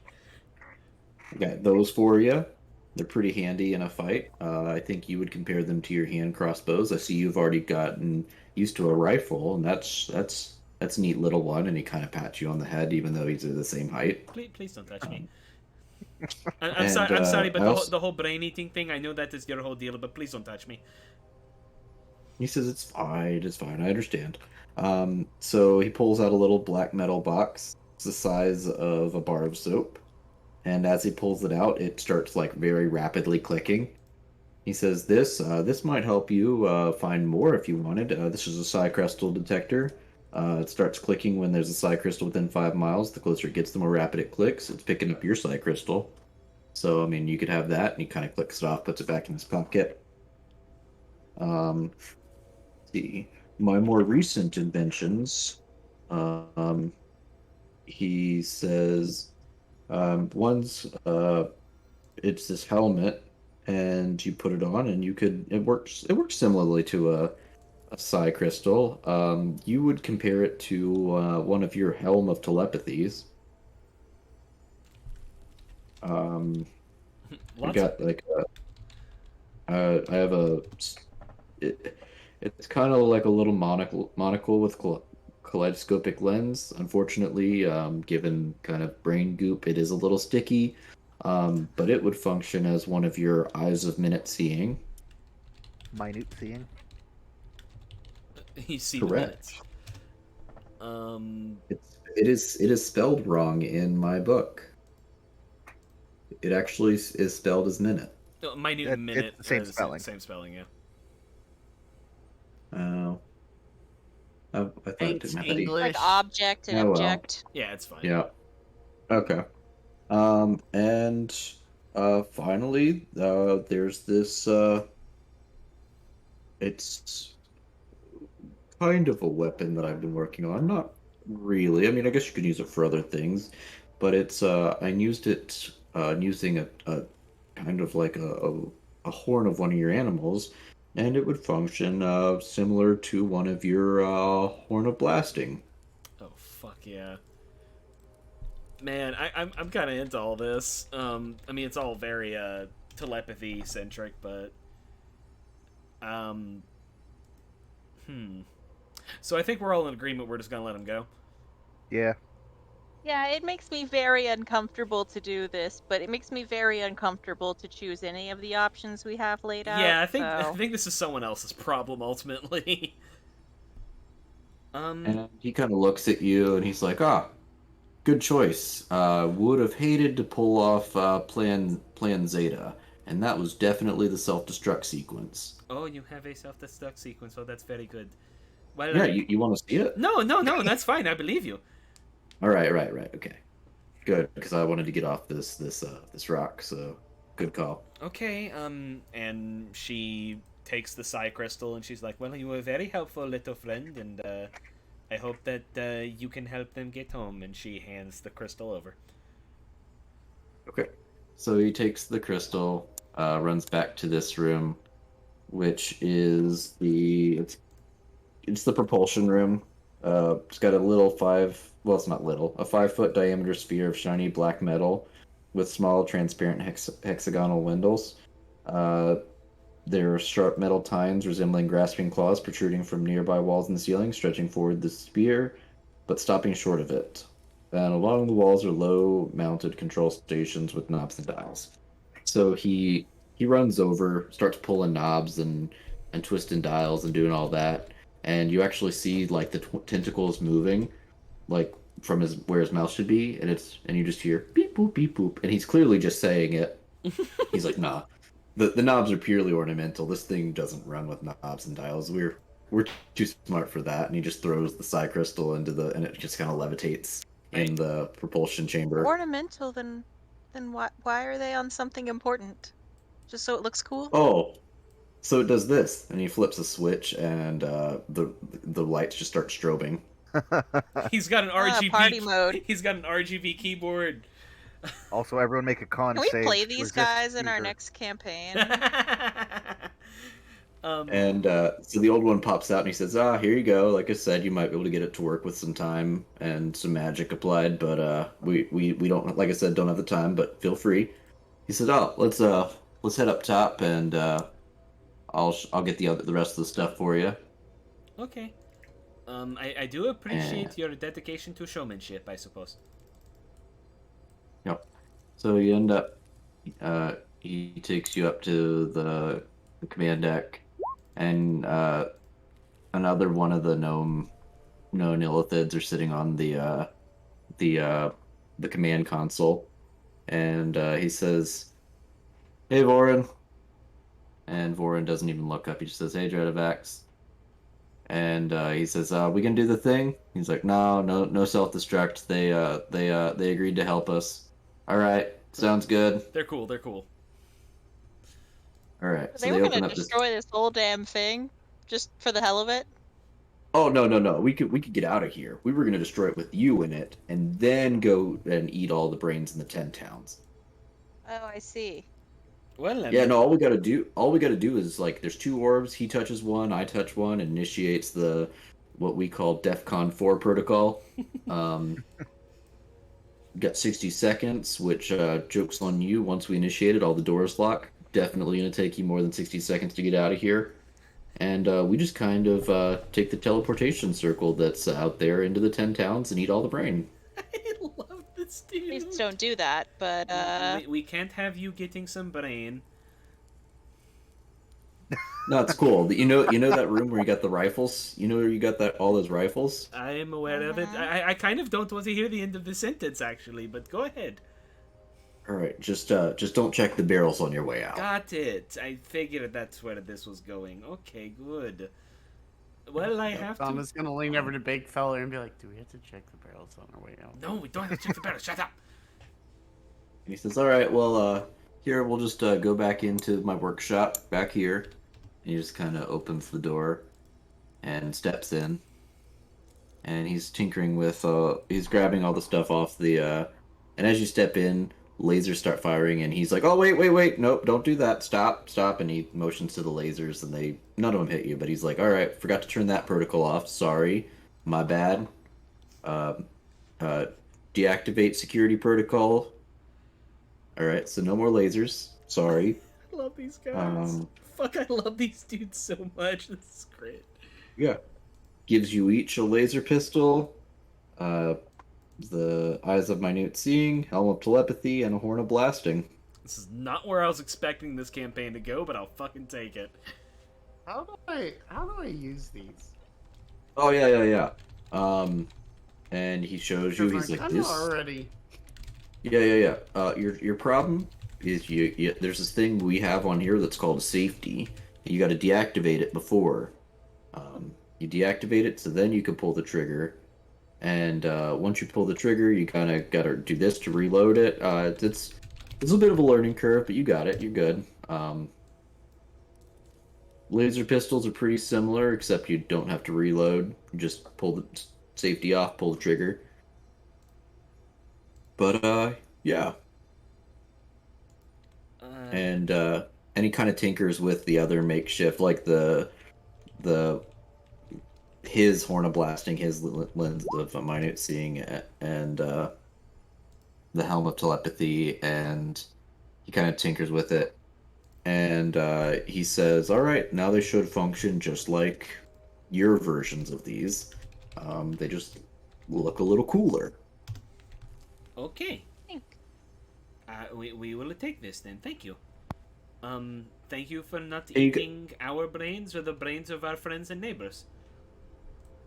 We Yeah, know yeah, of. yeah, yeah. You guys ever fire a ballista? Not personally, no. You What want is to? happening? Pestilence is like, for legal reasons, I have to say no. Do you want to? What will we be firing it at? Well, definitely the bulette we let loose. Oh, there's a... Oh, yeah. Sounds like a good thing to shoot Yeah, a ballista at. Yeah?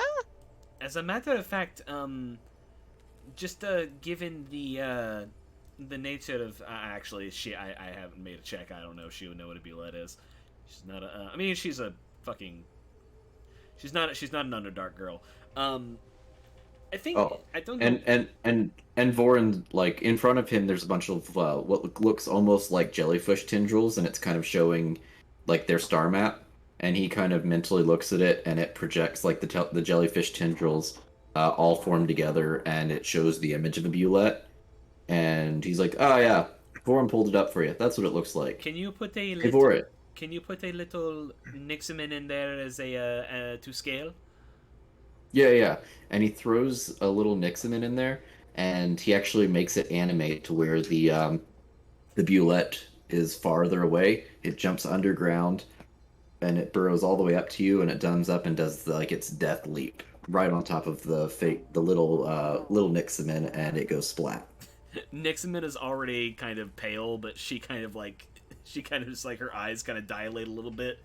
And she's like, I'm going to stay by the ballista on the top floor. Okay, thank you. Yeah, let's go shoot that ballista. Yeah, yeah, yeah. All right, we got to go down to the battle deck.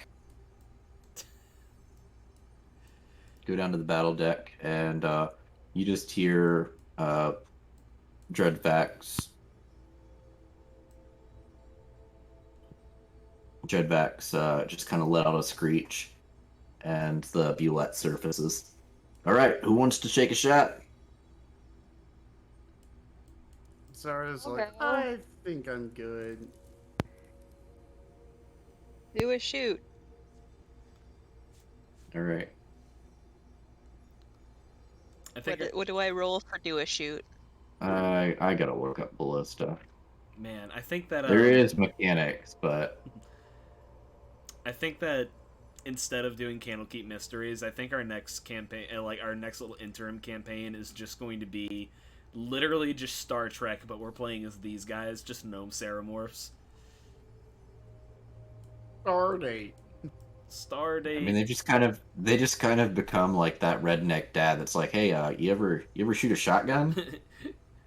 You see, it's kind of like shooting ducks, but instead of or what do you call those little orange discs that you use for shooting? Yeah, it's kind of like skeet shooting. Pigeons. You see, it's kind of like skeet shooting, but instead of the little disc, we just throw propane tanks in the air. Well, it's called skeet shooting, but I thought the discs themselves are called clay pigeons. Whatever. They are. Yeah, because It takes... because for my 1 year, for our sports fundraiser, we ran a skeet shoot. It was scary as fuck, actually. I admit. Yeah, And, because you should not just give random people guns. Firing the ballista, A just skeet shoot run entirely by teenagers. Yeah. Well, we Give weren't me- doing the shooting. Yeah. Fire in the ballista, go. give me an intelligence check. Ooh, intelligence. Oh no. Smeep, what am I? I was gonna say, fucking Pestilence is actually smarter than she looks, but it's You not. say that. It's not a Not thinking this bit. time. All right, so you hit it. It misfires, and it definitely hits Dreadvax. Oh my god! And he's like, "Oh, it's fine. It's fine. Happens all the time." It And, happens all the time. This dude is Yeah. No, we kind of haven't even figured these ones out yet, but it has something to do with that bottom trigger. Try that one instead. How durable are you?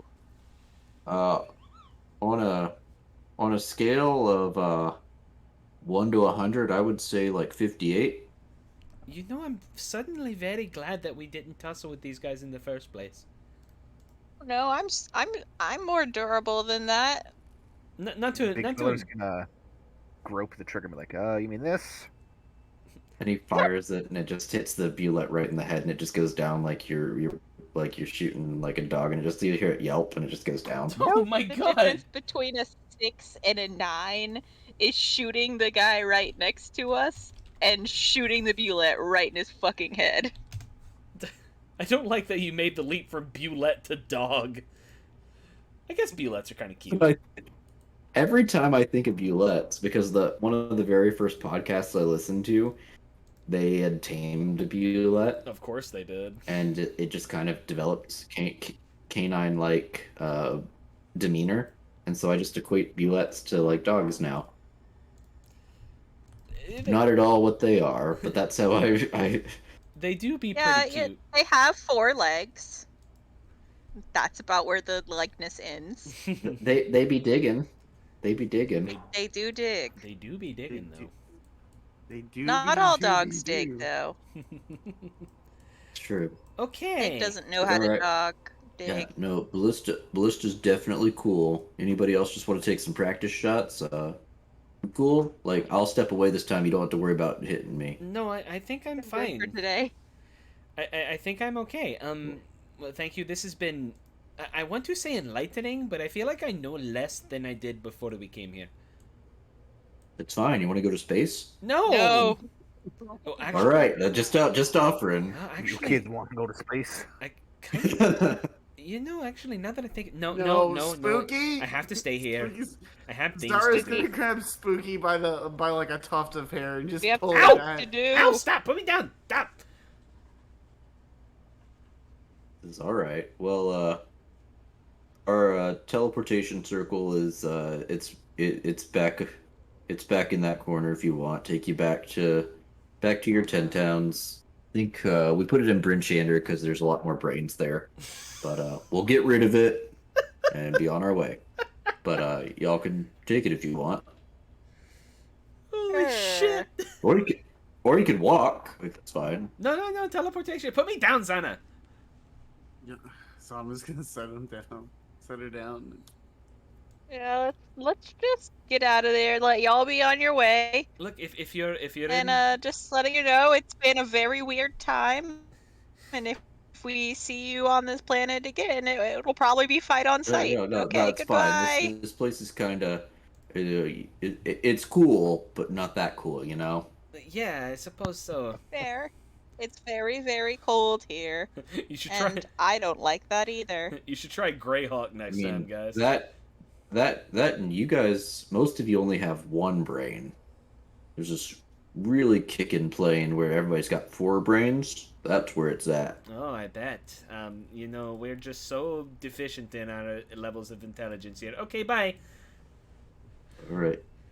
Bye. We're out. What is he talking about? Planes. They're sort of like different. How to put it? It's very difficult to explain, but they're just like different places, just very, very big, and not somewhere you could walk. Pulls down a projector screen, and he just kind of. We don't need a planar model, thank you. And with that, you all take the teleportation circle, and you actually find yourself in the speaker's house in Bryn Shander. Oh, good. That's the first brain he was gonna eat was the fucking mayor. So, yeah, we should divvy up the. And as you step through and you all come through, the teleportation circle, it does kind of burn off. Like, you see he's being true to his word. And you step outside, you look out a window, and you see what looks to be like a shooting star taking off and blasting off into the stars. Da, da, da, da, da, da, da. All right. Is the speaker there? Not in this room. He walks into the room We essentially in Popped in. an open bathrobe with his dick hanging out, and he's just what the It's fuck? like, what No, the Bryn hell are you Bryn doing Shander's the lady speaker. Ooh. Well, I mean, still bad. Well, then that definitely doesn't happen. Bryn Shander's Duvessa Shane. Okay, I think we should probably get out of here and, never tell anyone about this ever. Enter stealth mode because I'm in someone's house and this is scary. 24. I'm invisible. Yeah, I mean, So I'm just gonna walk out the door. we do need And to. as you go into stealth mode, your Chewinga pops up and it kind of fastens its hair and and braids it into what looks like tentacles at its mouth, and it's just making fun of Aw. Yeah, that was weird, wasn't it, buddy? gives the thumbs up. So, yeah, loot divvy, really quick. Horn of Blasting, would. I put my thoughts in the thing there. If you Right, I saw. Pestilence is the one who is in melee combat very often. The thing about giving that to Nyx is that almost every instance I would have that I would use it, you guys would be caught in a blast. So, I think Defo for Pestilence. I like giving the helmet to Zana. The Eyes of Minute Seeing, those aren't those like advantage on investigation that rely on sight? Yep. Yes. So I have a +8 to investigation. So either we shore up our defenses as far as investigation goes, or you just give it to me and let me ace every investigation check in the game. And then we all got laser pistols. Does that sound good? And and the 3 rifles. And the rifles too, yeah. As Laser rifles, we got laser pistols, long as we I got get one of the rifles traumatic memories. and one of the pistols, I'm good. I mean, we all get a pistol, but yeah.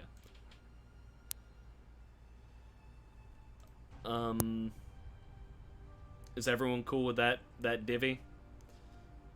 Yes. I mean, I can't depending on how the Eyes of my okay, they're they're not attunement. Sweet. I mean, I lost an attunement slot with the Psi Crystal being gone, but yeah, okay, cool. So we can do that. I will give myself an Eyes of Minute Seeing. I guess it's just one lens. Okay.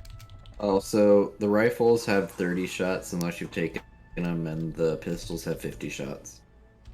Cool. I don't know what any of the stats are. We can put all Dex. the Both of them stuff are on. dex. You said Rifles do 3d8. so you said they radiant were damage. radiant. Okay, wow. So they're essentially hand crossbow and light crossbow, but with radiant damage. Is what you're telling me? So laser rifle. These are in the Laser DLP.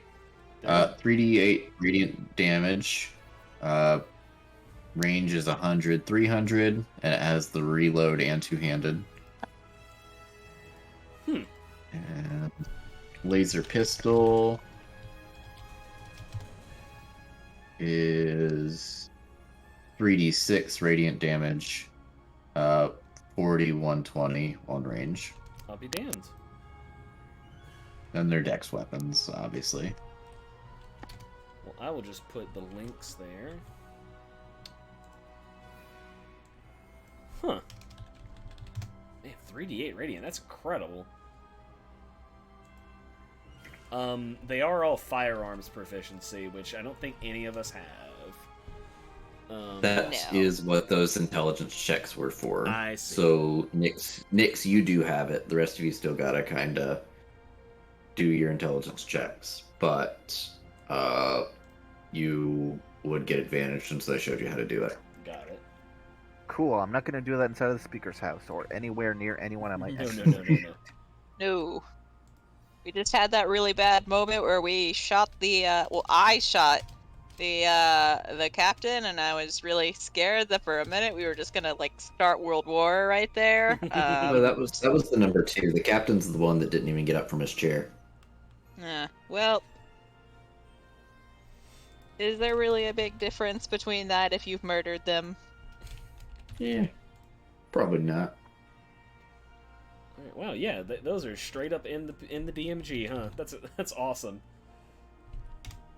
Well, cool. Didn't think it would be in this plane though. Yeah. I mean, I guess it's not technically in this plane, but like you get what I mean. Mm-hmm. Yeah. No, that's a fun encounter. I like that section. I could tell you were having a lot of fun doing it. I mean, I also like mind flayers, so You do. it was fun. That much is definitely true. Okay. So ammunition, range, and reload. So do we have to reload between shots, or you have to reload whenever it's out of charges? In which case we don't have to. We just throw it away. So these ones are altered. The rifles you do have to between shots. The pistols they have upgraded to where they do not need to be. I see. Reloaded. Gotcha. Man, that's incredible. 3d6, man. I don't have to fucking. Well, I mean limited shots, but still, that's pretty fucking baller. It's just a flat 3d6, no bonus from Dex or anything. Correct. Okay. I'll put that all in there. Range 40, 20. Okay. And I put myself my stuff. Okay. I can dig it. Neat.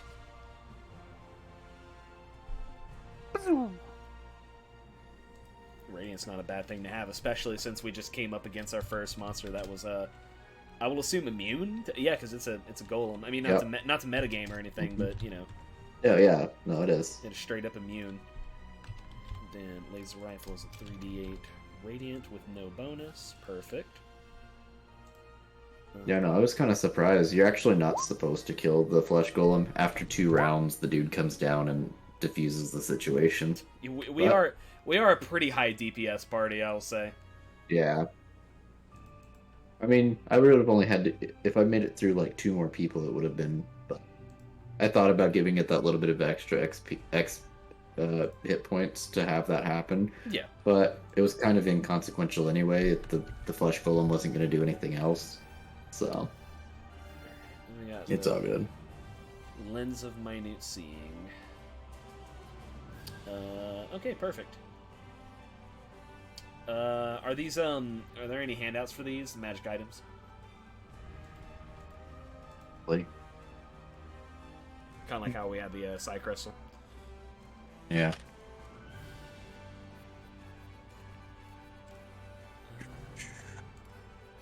Oh, now that we're back on this map, I will resume drawing Spyro. Oh God, that's right. Oh yeah. Forgot you were doing that.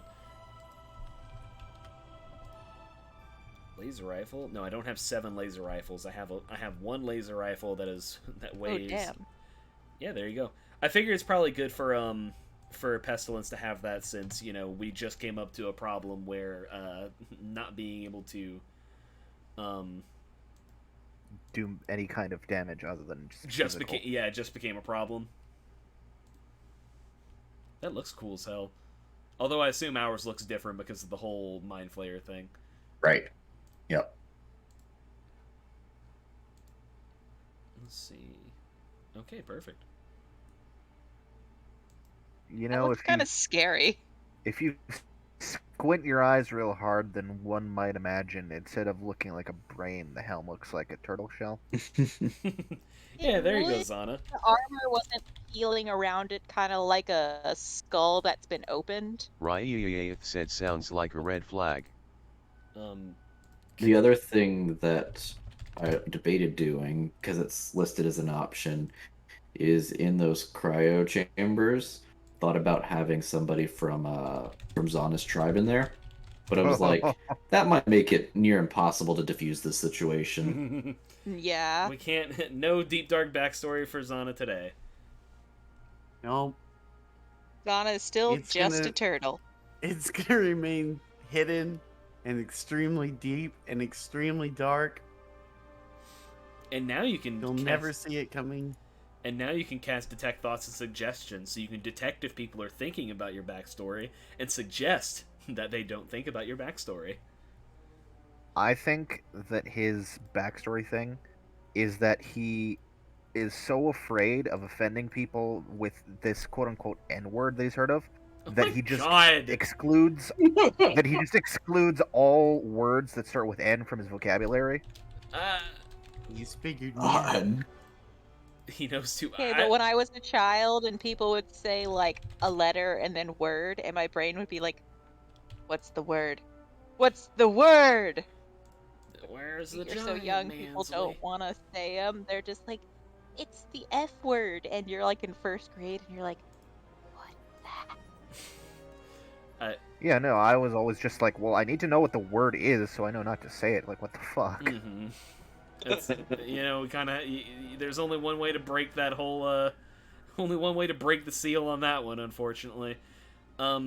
So, broken Psy Crystal. What does it look like for Spookums? If she looks at it. Do you have the Psy Crystal handout? Yes. Okay. Let me. Yeah. So it's got like a big crack down it, basically. Okay. And it's kind of, instead of emanating the bright light, it's kind of like flickering. Okay. She kind of, taps it a couple times. And she's like, I think I can come up with something for this. I don't know how to work with jewels or anything, but I can do my best. But that will have to come some other time. We'll say, just for the sake of mechanics, we'll say that it basically just operates on the lowest level. Like if your intelligence is like the 15 range of telepathy and dim light. Okay, I can buy that. Let's see. I'm trying to think if there's any other concerns we have to think about. So do we want to go and investigate this other lead, the Shield Guardian? Or do we want to take a break? I know that Big Fella wasn't exactly having a fun time, and Zana also was sort of... Well, I mean, you didn't like those carrion crawlers very much. Yeah, I say that we take a night, and then we'll get on it in the morning. Okay. And I hope that's enough time for, I hope Dazan doesn't mind. Yeah. Better fucking not. He doesn't know what we just went through. I'm sure he would be delighted to know, but I also sort of stand by never talking about this ever again.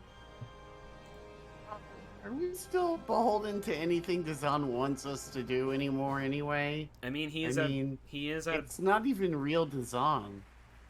Real Dazan or no, he's still our best chance at solving the winter situation. I guess, but like, didn't we find a rock that could have done it too? Like, temporarily, it's sort of like putting a band-aid on the thing. Well, I mean, I guess. Oh yeah, I'm just saying that maybe helping out the evil simulacrum, not the greatest idea we've ever had. I don't know if he's evil. Since we're in Bryn Shander, we can enact the safe box, black box protocol for the that crystal thing, the Black Star, something. What's it called? Something like that. The Summer The Star. thing. Summer Star. Yes.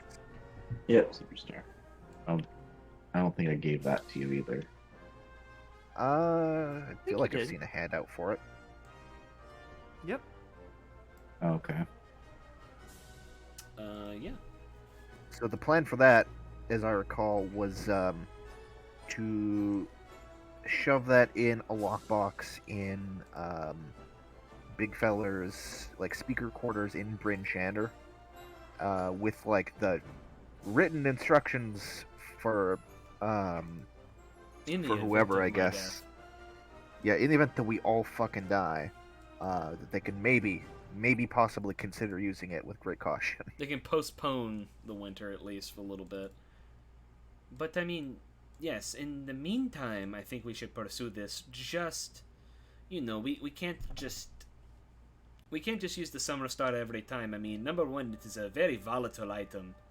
It's not exactly reliable, and I mean, no offense, but I am a trained arcanist, and so we all have varying degrees of proficiency with this sort of thing, and we all died trying to fix it.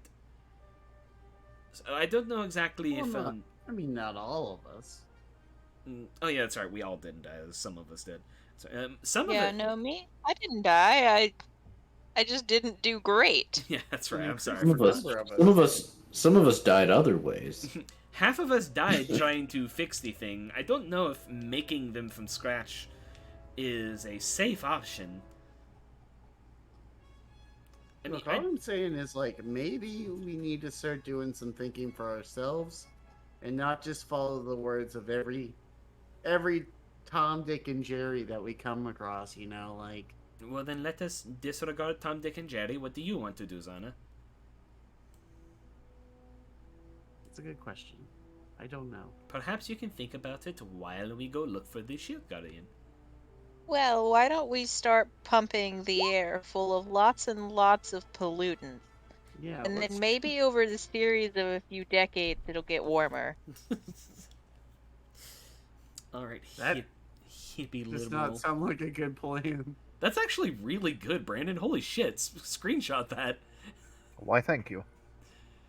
Brendan's really mysteriously good at drawing with the computer mouse and the art tools given on Roll20.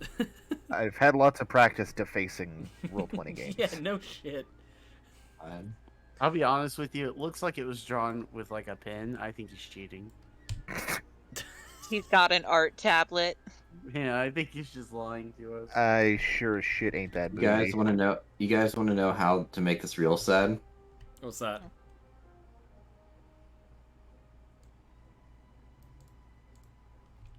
Did we Just fuck like that. Oh, wait. What did we... What's the edit? He's that gonna we- Change hit the title. delete on the art. No, I changed his name. Lost. Did, I'm not did I sure. put it on the wrong layer? I'm not sure what I'm No, I looking made for. it the I made it the last Spyro of Netheril. Oh, I see. no. Oh. Aw. Aw. Where'd all his But You people know what what about- I didn't But notice? what about the remaster? What about the remaster? What I didn't notice is Reggae Glacier in the top right corner. Yeah. That one's good. That one's brand new. I, Yeah. I was like scrolled to where it wasn't there, and I was just like, huh, what's that giant flag, Reggae? God. I was considering drawing like a Bob Marley, but I decided against that. Mm. Okay, well... Yeah, you'd have to, like, to get a human face of a real meat man correct with these little pin tools, it would be kind of hard to be recognizable. So- I found a really easy one. So, oh boy.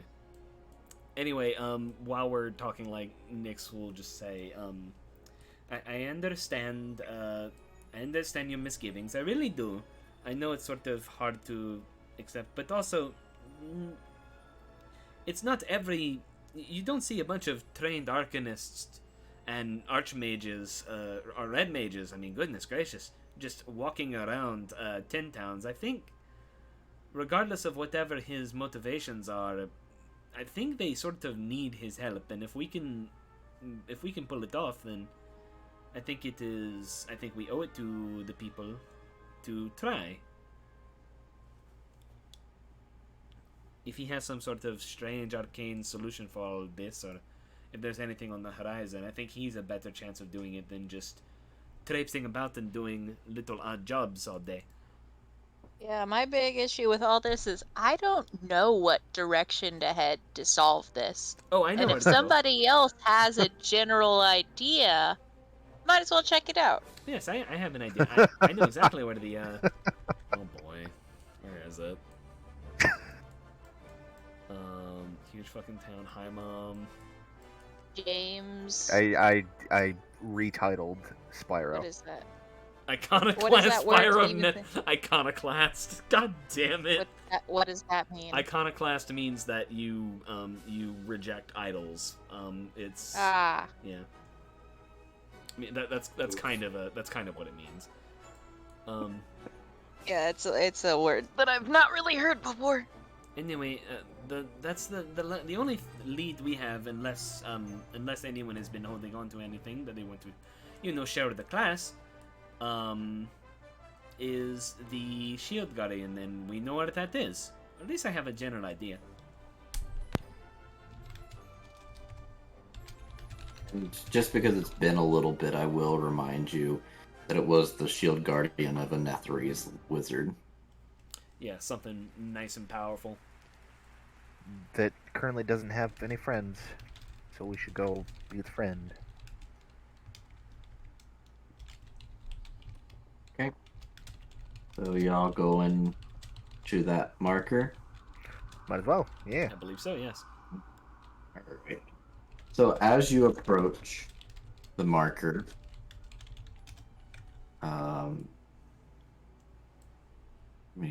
okay. Is this one You in do the find the southwest yep, over here? yep, that Okay. one. So you see a sign as you get close to where you're going, and it is a sign that says Karkaloak, which Spooky would know is the gnomish word for home. Does she know about? You do not know of any gnomish establishments down here. Okay. Well, it reads gnomish, but I don't recognize the name of the place. It means home.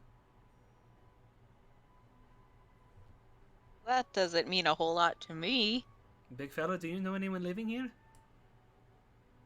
I can't imagine that he does.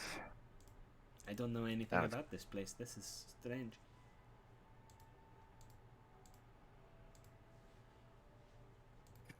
Well, if it helps, gnomes are typically... What? Oh, sorry. Oh. If it helps, my Reloading. God. gnomes tend to be a little more, Oh my god! I was going Yeah, to... that's... Hospitable? That there is a fuck ton of boys. You're okay, They boy. don't quite look like goblins, neither. Boy.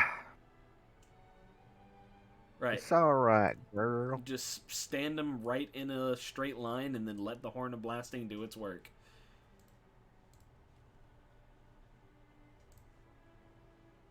So yeah, you see this large gate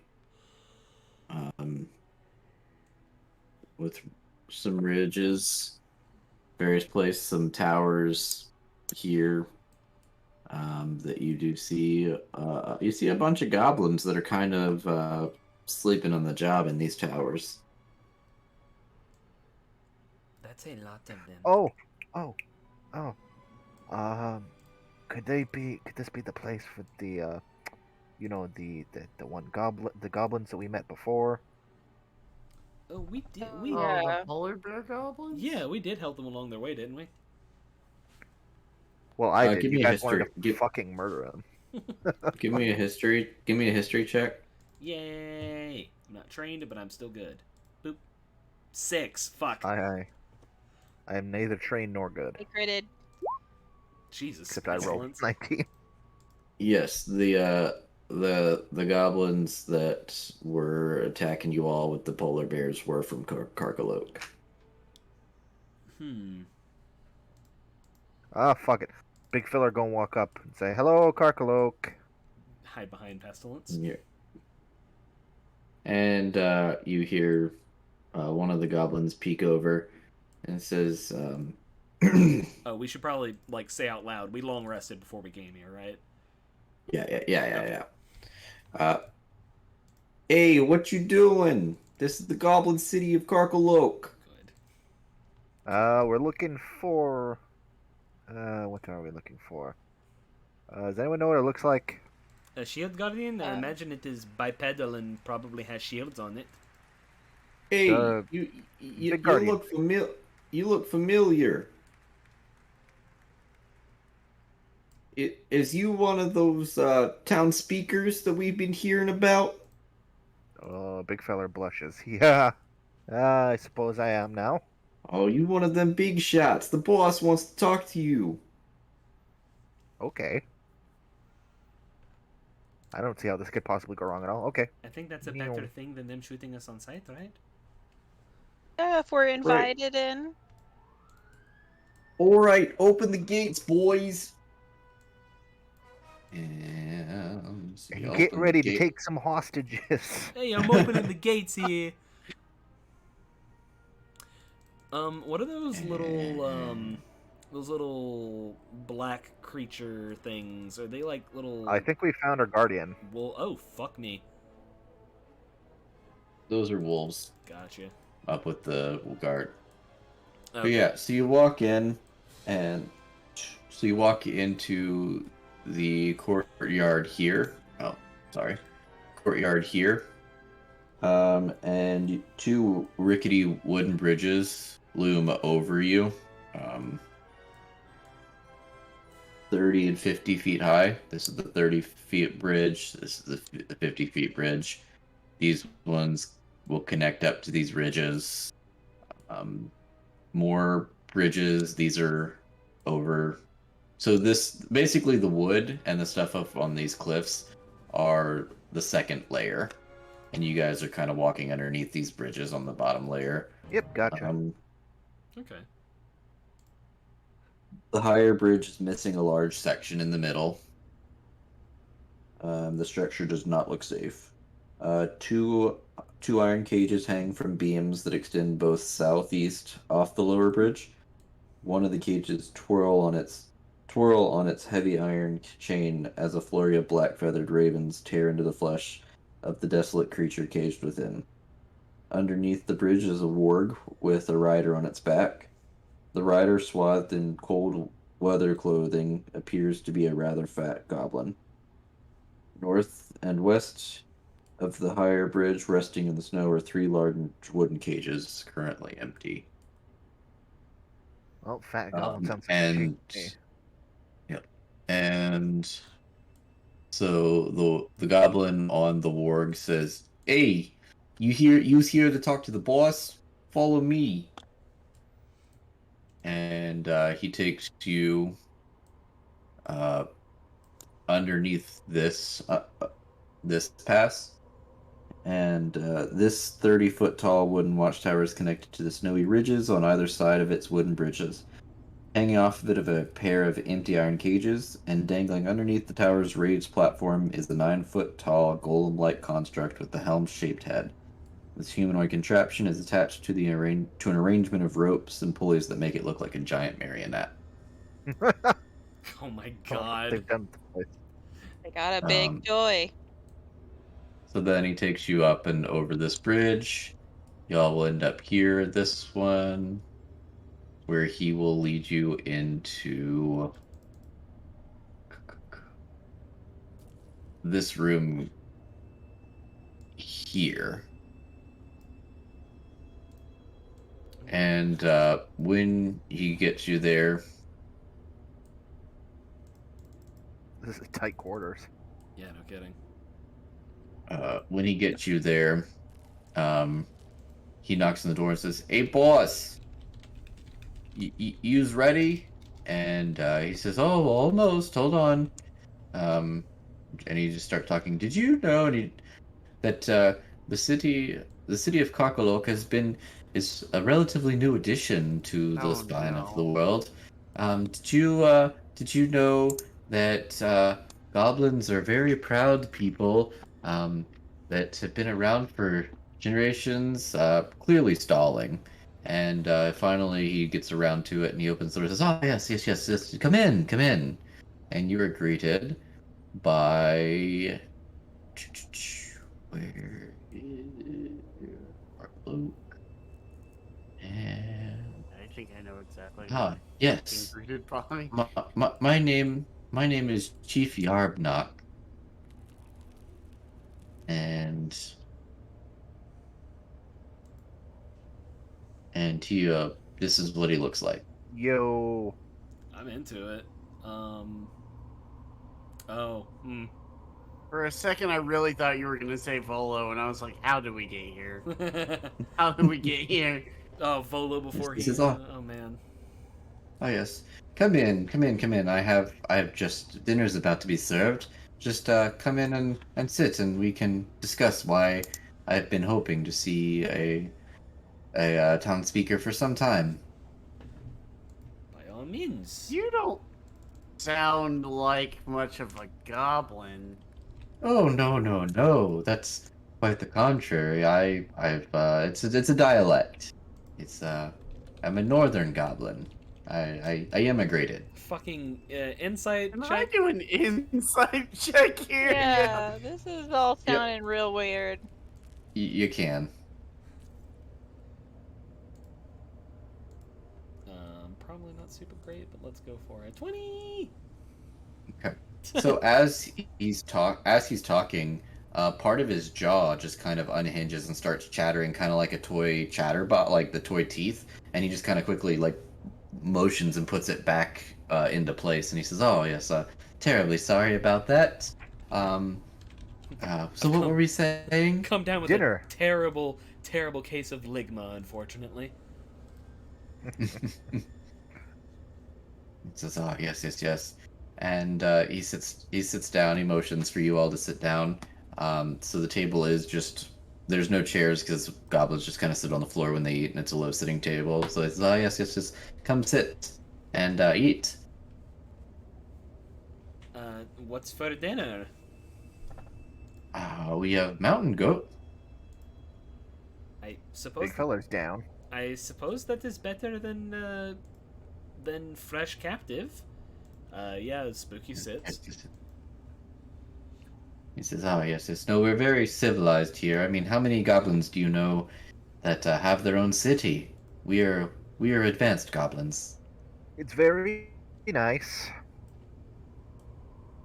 But so anyway, and while the food's being served and brought into him, he says, "Well, you all," he says, "Well, I'll just get right to it. Times have been tough in this never-ending winter, and Karkalok would like to. We want to be brought into the fold of the 10 towns. We'd like to propose a treaty." Yeah, but like, are you also a goblin? Yes. Why would you think that I'm not a goblin? Do you not see my goblin ears? And he points up to what looks to be goblin ears, and my goblin nose to what looks to be a goblin nose, and my goblin arms, and oh, Are you the want me to do goblins in the room? Big fella. just the one that's serving the food, and Big fella will look at the other and be like, "Yeah, what are you talking about?" Nyx is going to say in We got alone. Nyx is gonna say in Gnomish. She's gonna say, "Come on now, you are not fooling anybody. What's the deal?" and he looks up at you and he says, "Oh, I'm sorry. I don't speak. Is that dwarvish?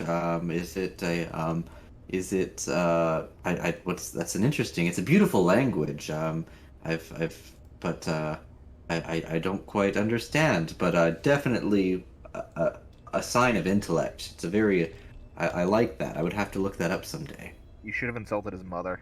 Nyx isn't that mean. Why, you little shit? I Call mean, him the most insulting thing you can think, and he'll have to respond. She'll say, "Whatever you say, tiny brain," in Gnomish. He says, "Gesundheit." This he's fucker. committed to this bit. Yeah, I respect the commitment. I'm just gonna look at Big Feller and Can I go ahead and use the helm that we got? Oh, it does have detect thoughts. Yeah. I'm gonna send This is Big my Feller- dinner hat. Yeah, I'm gonna send Big Feller a message and be like, if you want to hold him down, I can pull the mask off for him. Big feller still he cocks an eyebrow at you.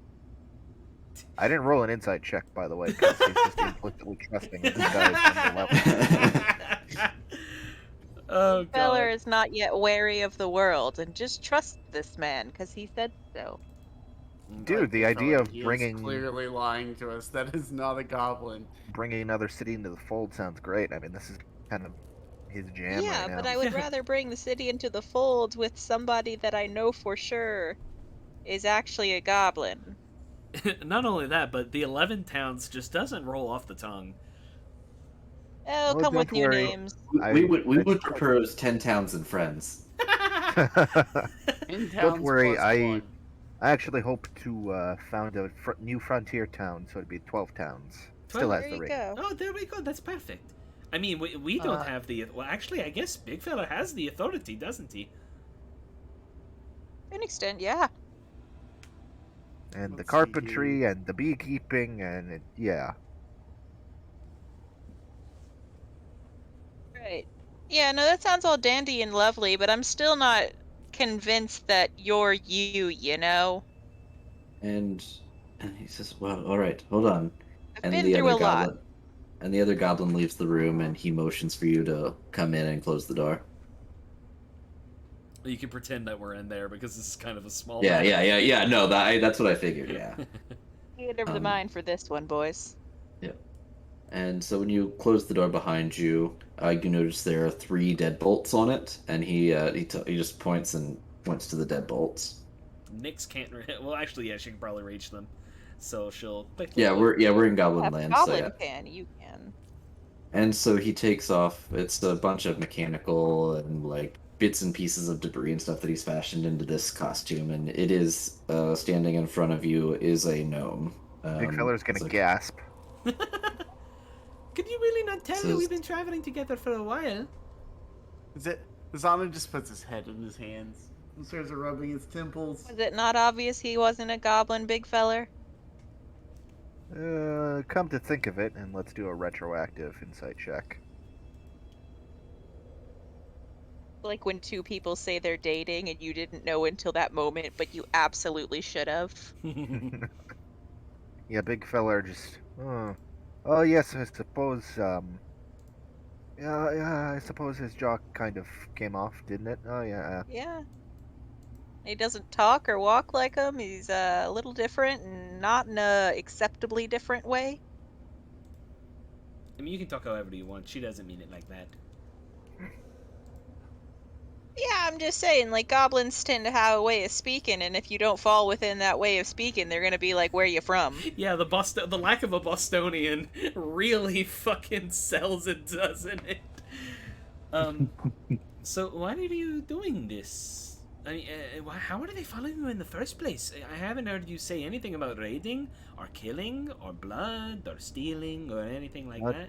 There was something they were eating. The birds were eating in a cage. I didn't stop to check what that was or who that might have been. Yeah, I mean we still do minor raids, but only when we can't maintain livestock. That was actually just an intruder.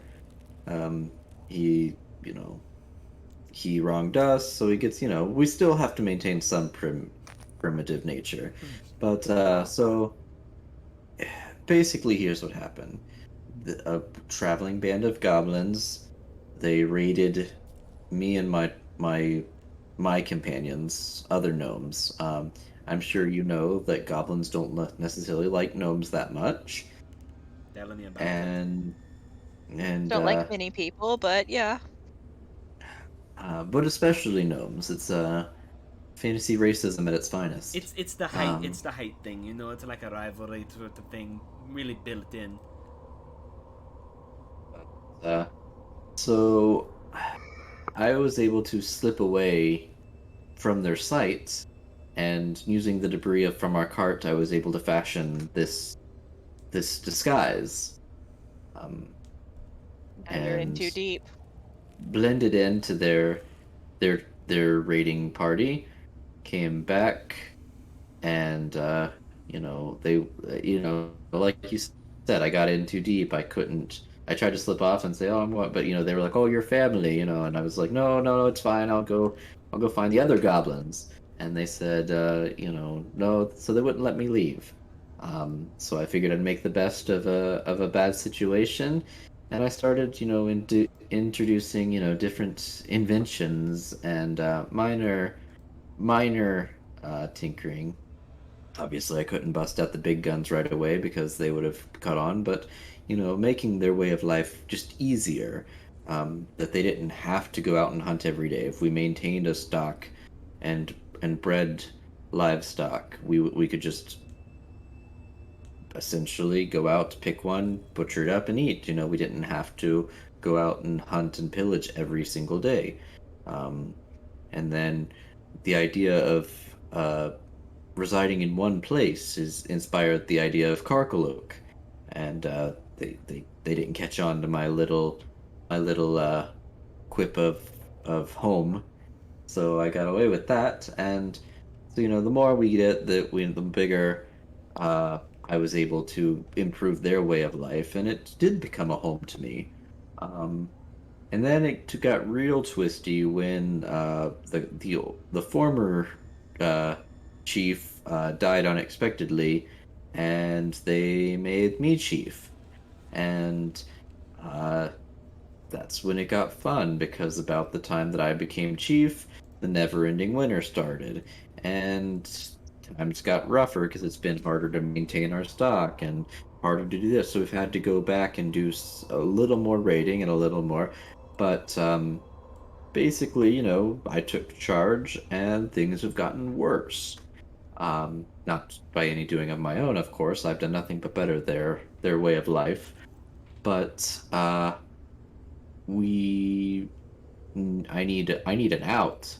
I either need the assistance of the 10 towns to maintain food supply and so I can maintain my leadership so they don't think that I'm not taking care of them, or I need to just be snuck out and fake my own death.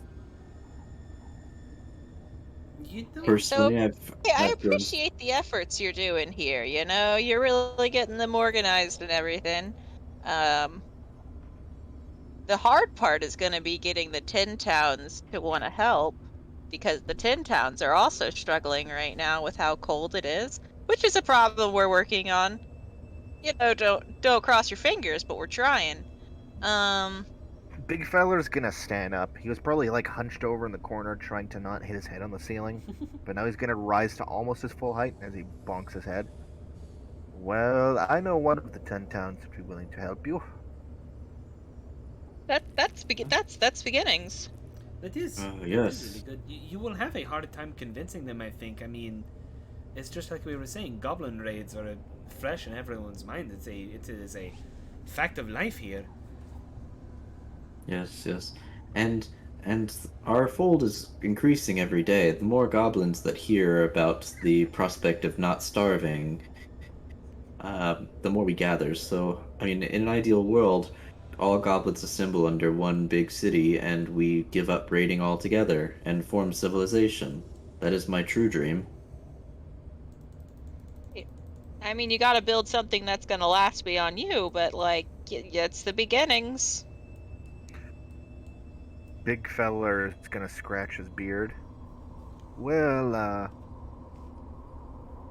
so my home, we can trade with you, and that'll have to be the start to the relationship, to prove to the other 10 towns that the the goblins aren't going to raid, betray, and pillage and do all that.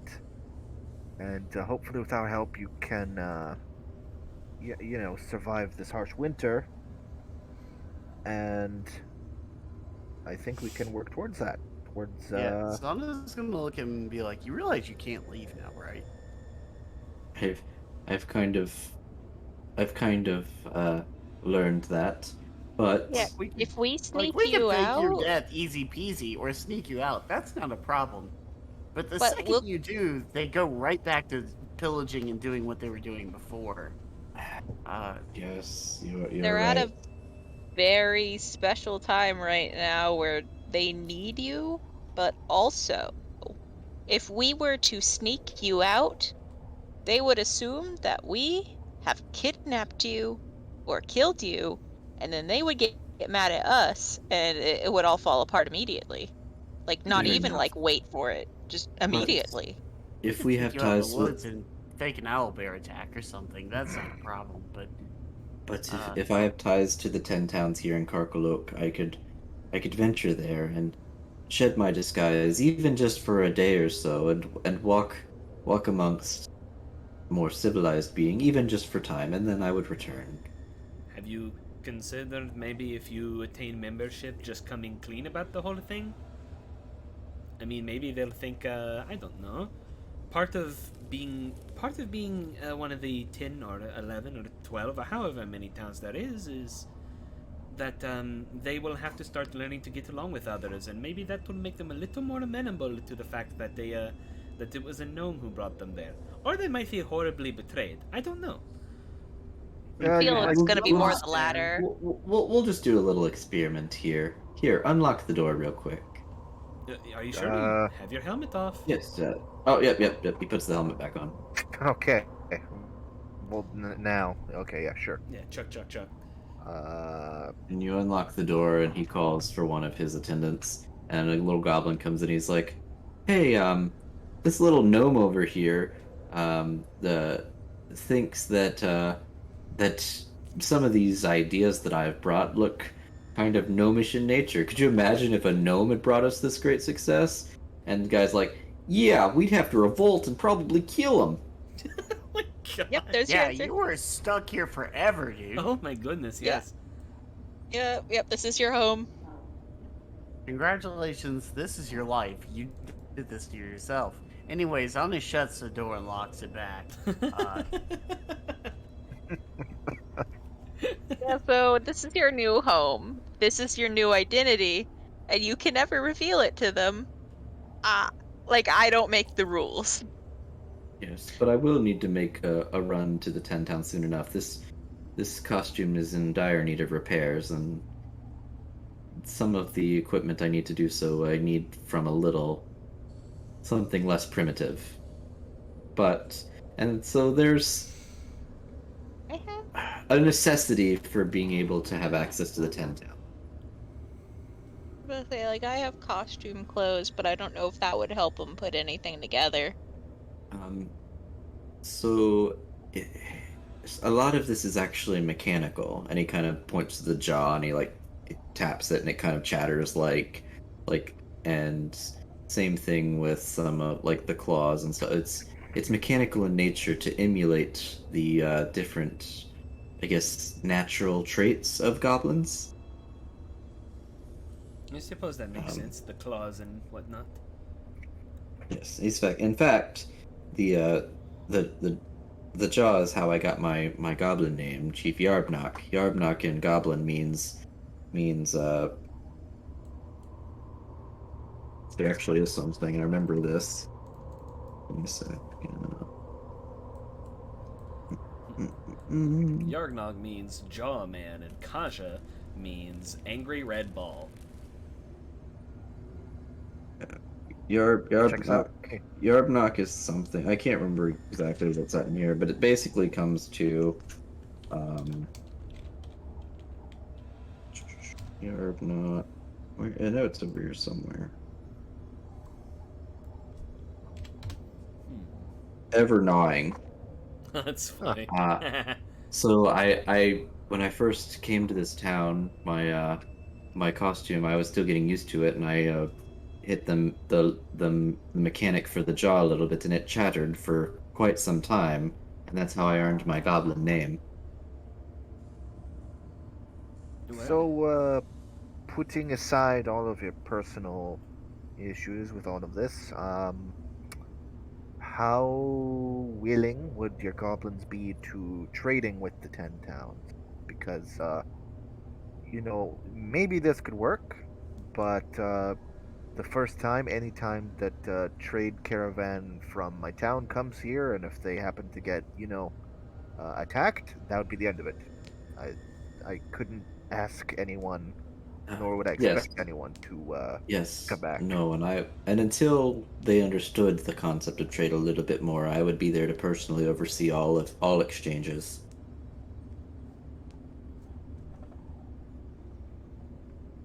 Big fella's gonna shrug.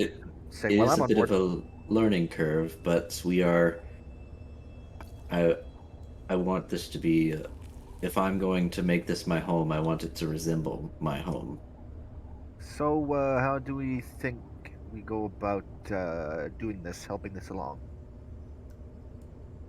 I mean, if you can prove that you can get trade working between one town, that's some pretty solid evidence to the rest of the towns that y'all can at least be included in trade. Yeah, that's how we have to start. I'm very new to this, but even I know Yes. We can start trading, but the others won't accept Karkalok until they see that we can work together. Yes, yes, yes. And he hands you a letter too, and he says, "And when the time comes, you can present this to the other speakers at your meetings. I'm not saying you do this right away, but just when you feel it's fit. And it's basically as you're perusing it, it's basically just him stating his intent. It's nothing that he hasn't discussed with you. Just a treaty of sorts. Cool. So, this is. You have to excuse me for a second here as I wrap my brain around this. This is new idea as the Fearbog, but what can Karkalok offer us in trade? So, um, we like I said, we have been working on our livestock. We have plenty of mountain goat that once we are able to maintain sustenance for them as well, that was what we were working on was stock. Um, we also would be, able to trade. I mean, I know they're primitive, but I mean, it'd be easy to make and mass produce cheap weaponry like, cheap spears, bows, nothing of quality, but it could be produced very quickly and cheaply. Yeah, that could be fine for militia or maybe some poorer hunters. And once the goblins understand how to interact with the real world, goblins are also make very good, for lack of better terms, grunt work. And assuming that we can civilize them a little bit more, they would make good workers. Good scouts too. Small and fast. Yeah, I could see the goats, hides, meat, maybe milk or cheese if that's a thing that you can do. What about the Guardian? Oh yeah, there is that big, Excuse me? the big metal thing outside that you have strung up. We need that or something? I don't. Um,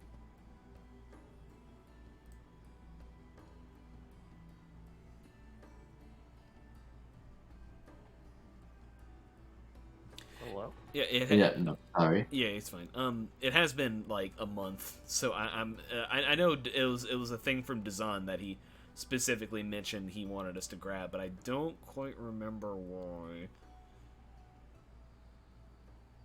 Oh, because of its Netherese ties. Okay. Basically, if he can figure out how to use that Netherese magic, it may help with your guys' quest. Oh, I see. I mean, yeah. So here's a thought. What if we started by making an initial trade? Big fella's gonna pull out his backpack, and I have goddamn 20 units of rations. And you know what? Fuck it, I'll sacrifice my one thing of mead that I have. You could have all this food and this mead, and I mean that's a taste of the kind of thing that we have and produce up there. The fish and honey and mead, and the guardian. Yeah, and big fella's gonna rub the back of his head like that. That's what I've got.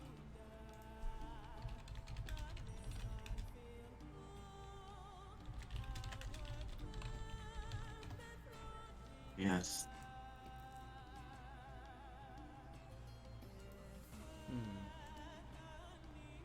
Just thinking about it.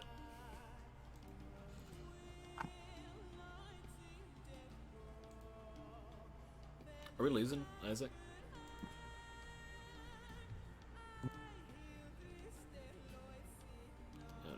Quite possibly.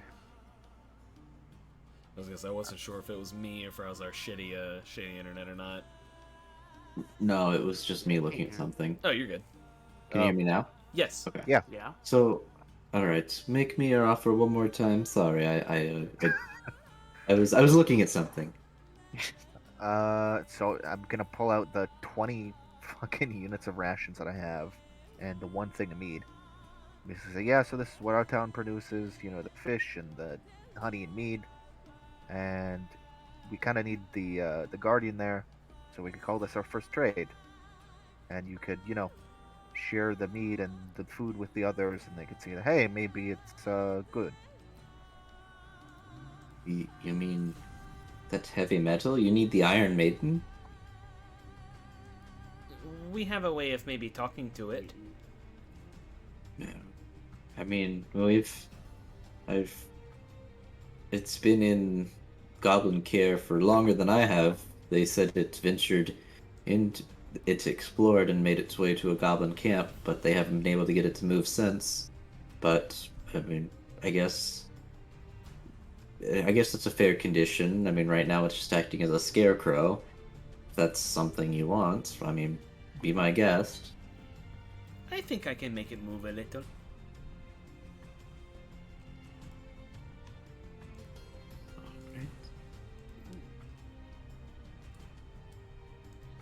I mean, that's about it. I mean, we've got the thing, but not Yep. like a. I'm also carrying significantly less weight now that I got rid of all 20 things of rations. Yeah, now you have It's like no 40 pounds. Now you have no food, but I mean, I have rations. That's I'm- fine. I'm a fucking ranger. I can hunt for us. It's That's fine. fair. And he makes up kind of a makeshift trade agreement that's loose enough to be altered, but he kind of signs off on it. It's heavily in your favor, like as far as changes could go. But he says, here you go. And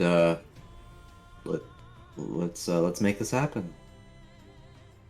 Okay, if you will follow me, I will go and see what I can do about the scarecrow, for lack of a better term. Yeah, you might want to have a quick word with your people so they don't think that we're stealing it. Okay. So he comes out, and that's actually kind of the platform that he speaks on. So he comes out and he says, brothers, sisters, gather and let me tell you of what the great city of Karkolok has accomplished today. We have finally opened ourselves to the outside. The 10 towns have started negotiations that will help us provide more food and a better way of life. We won't have to raid at all. And these adventurers are the ones that opens the conversation, and the goblins kind of give a confused but firm kind of applause, like it's still kind of going over their head, but it all sounds good. So Oh, I'm gonna help them out. I'm gonna take the sack full of food and I'm gonna start like tossing out pickled fish and dried fish and salted fish. oh yeah, no, the applause increases a lot more, and now they understand, like they're understanding, and they're like gathering, like they're grabbing it. It's like little kids at a parade, like they're grabbing it and scarfing it down right away. So, but yes, and they said that they can talk to the Iron Maiden, see what they can do. Spooky will produce the talisman of the Shield Guardian and raise it up and say, "Okay, Guardian, it is time to wake up." Okay, I need an intelligence check. Yes, sir. Now's the time that you're gonna roll poorly for Oh, an intelligence check absolutely. for I such- have 12. Okay, that actually does do it. Yay. Still. And so it starts waking up, but it is still kind of hooked up to all of the pulleys and levers, so it's having a hard time like functioning with that because it's still hooked up to and dangling from ropes and pulleys. Big fella, could you maybe do something? Yeah. Instead of like haphazardly cutting through pulleys and ropes and stuff, he's gonna carefully detach them so that I'm not breaking all their shit. Okay.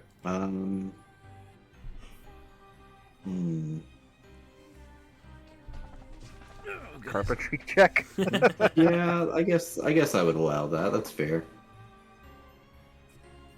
I am amazed at how helpful that carpentry proficiency has been this entire time. By the way. Yep, and that'll do it. So it kind of plops down and stands back up and kind of walks up to you and awaits your orders. As far as the Shield Guardian goes, because it did take some damage from the Spire crash. The maximum hit point has been reduced to 80, but other than that, it retains full stat block of the Shield Guardian. Fuck yeah. Holy crap. Spooky just says, okay, alright. You will accompany me and my companions, and you will protect us from harm when I say so. She says when I say so that it's not like a preemptive, like, he might perceive something as a threat that we don't or something like that, just in case. Then it gives like a little half bow, and just following you. He says, and yeah, and so the chief says, "All right, now remember, what is the first rule of welcoming the outside world?" And one of them kind of raises his hands, and he says, "We don't kill strangers, right? We don't kill strangers." Spooky kind of nudges Big Fella, and she's like, "You know, I think this could actually work, maybe." We'll see. Give it a shot. What's the worst that could happen? On Big Fella's head. Race war. On Big Fella's head be the consequences, I suppose. Well, big fella's head be a lot of things, so you know. Okay, I think we will take our Shield Guardian and return to our home, and we will figure out what to do in the meantime. I'm not. Why am I talking? I don't need to negotiate the trade agreements. That's Big Fella. But thank you for the friend. Mr. Guardian, who I need to give a name. Would you mind giving me a lift? She just wants it to pick her up and carry her. Can we call it Big Shield Gardener? God damn it. That's flying over my head. It's The Yu-Gi-Oh. reference? Fuck. It's the big shield that Yugi plays all the time, like Oh, the dude is that, that what that like thing's kneels and holds called? a shield. God damn it! Yeah. I was thinking the Millennium Shield whenever you said that. You see, I watched a lot of Yu-Gi-Oh, and that still went over my head. You know, Attack power I can give you 100. his stats. 100 and Defense, defense is 2600. I know that card because I had it in my Big deck. Shield Gardener. I was thinking, I remember I had fucking. Okay, there was not to detract, but I feel like we're getting close to the end right now anyway. But there was a card. I had a game, the PS1 game. It was I can't remember. It was a Yu-Gi-Oh game.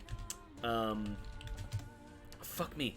It was really cool because it was you started out in the you started out in Yugi's time, but as you proceeded through the game and like won more of them, you got you went back like to ancient Egypt and like did some cool shit.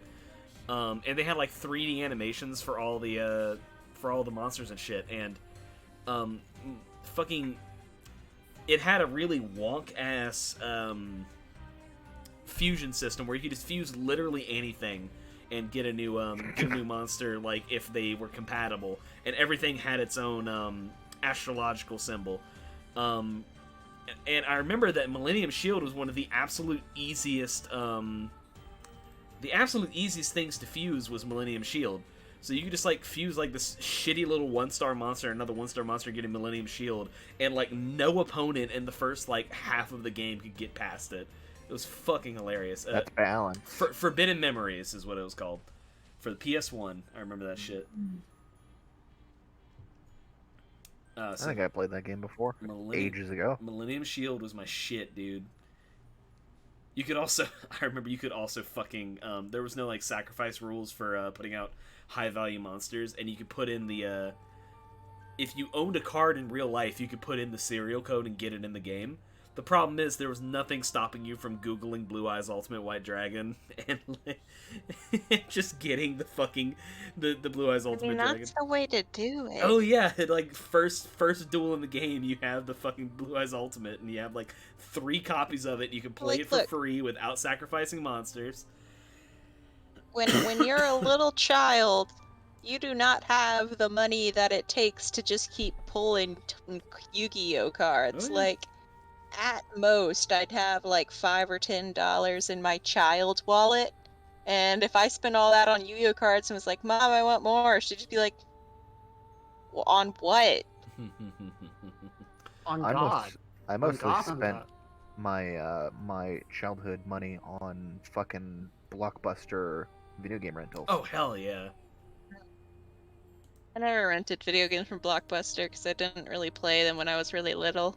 There was also But fucking Duelist of the Roses, which I believe it was fucking normal ass Yu-Gi-Oh characters, except that it's the fucking the war between the House of Lancaster and the House of York in fucking 15th century England.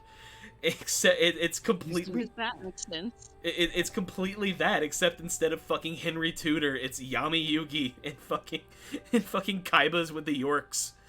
That's entirely the thing. Was there like a big?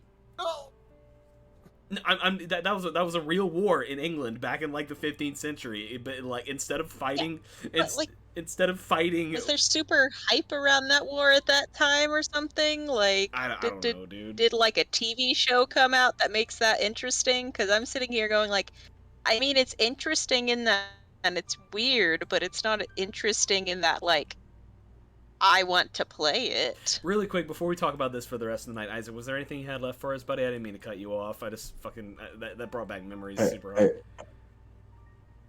I do have how I'm closing out this session. Yeah, by all means, go ahead. I really didn't mean to do that. I'm sorry. I'll pick it up after we're done. Okay. No, you're good. Anything else in Karkalok before you head back to the 10 towns? I don't think so. I'm good personally. Okay. You make it back to the 10 towns, and a raven greets a big feller that is in very bold, very abrupt font or text. Basically says, "Emergency towns meeting." And That's good timing. Uh-oh, you're in trouble. What? What? Graffiti's fun. Cackfluck? Are you fucking what did you kidding me? What did he fucking draw? It's bottom left. He turned Karkalok into cock block.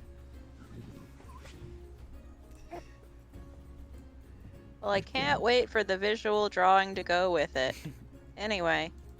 It's the Millennium so Shield. you all make it. You all make it to the 10 towns meeting hall, and what's her face? Duvessa, the leader of the 10 towns, or appointed leader in these meetings, being the speaker of the largest 10 town. She says, "All right, now that everyone's here, we can discuss this. There are invisible enemies that walk among us. We have seen their boot prints in the snow, and now we know that they are Dwergar. These malevolent dwarves of the Underdark have infiltrated the 10 towns that are in search of rare crystal known as Chardalyn. With it, they're building a mighty construct that will lay waste to 10 towns if nothing is done to stop it. Our militia has captured one of the Dwergar and forced it to divulge the location of their mountain stronghold. Therein you will find a Dwergar warlord named Zardarok Sunblight. He aims to conquer Icewind Dale and destroy us all. For the good of the 10 towns, we must penetrate this fortress, slay the evil warlord, and destroy his terrible weapon." Well, shit. Oh, is that all? It's not one thing, it's another. Ba-ba-da-ba. On the Bop, upside, bop. And with public opinion at an all-time low about Dwergar, how does everyone feel about goblins? well, see the we can room discuss just that go, later. The Dwergar we captured says this attack is imminent. that we must strike, and based on his intel, we must strike now. Boy. Oh boy. Okay.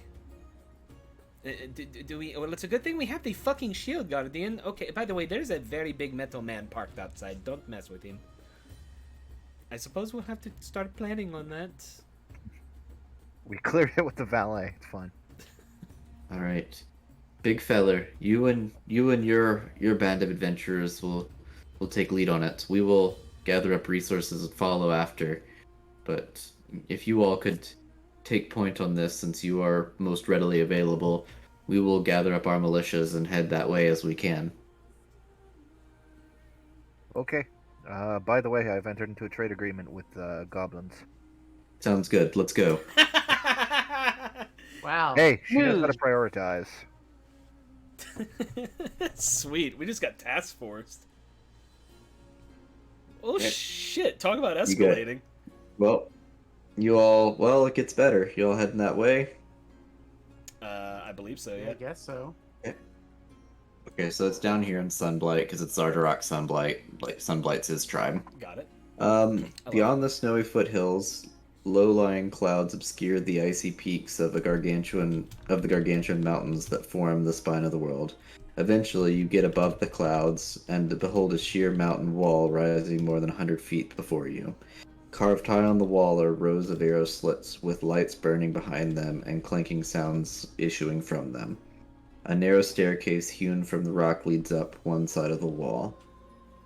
So this is pretty narrow. The steps are barely 5 feet wide, and they climb up about 150 feet to reach the main entrance, but you're starting to see it.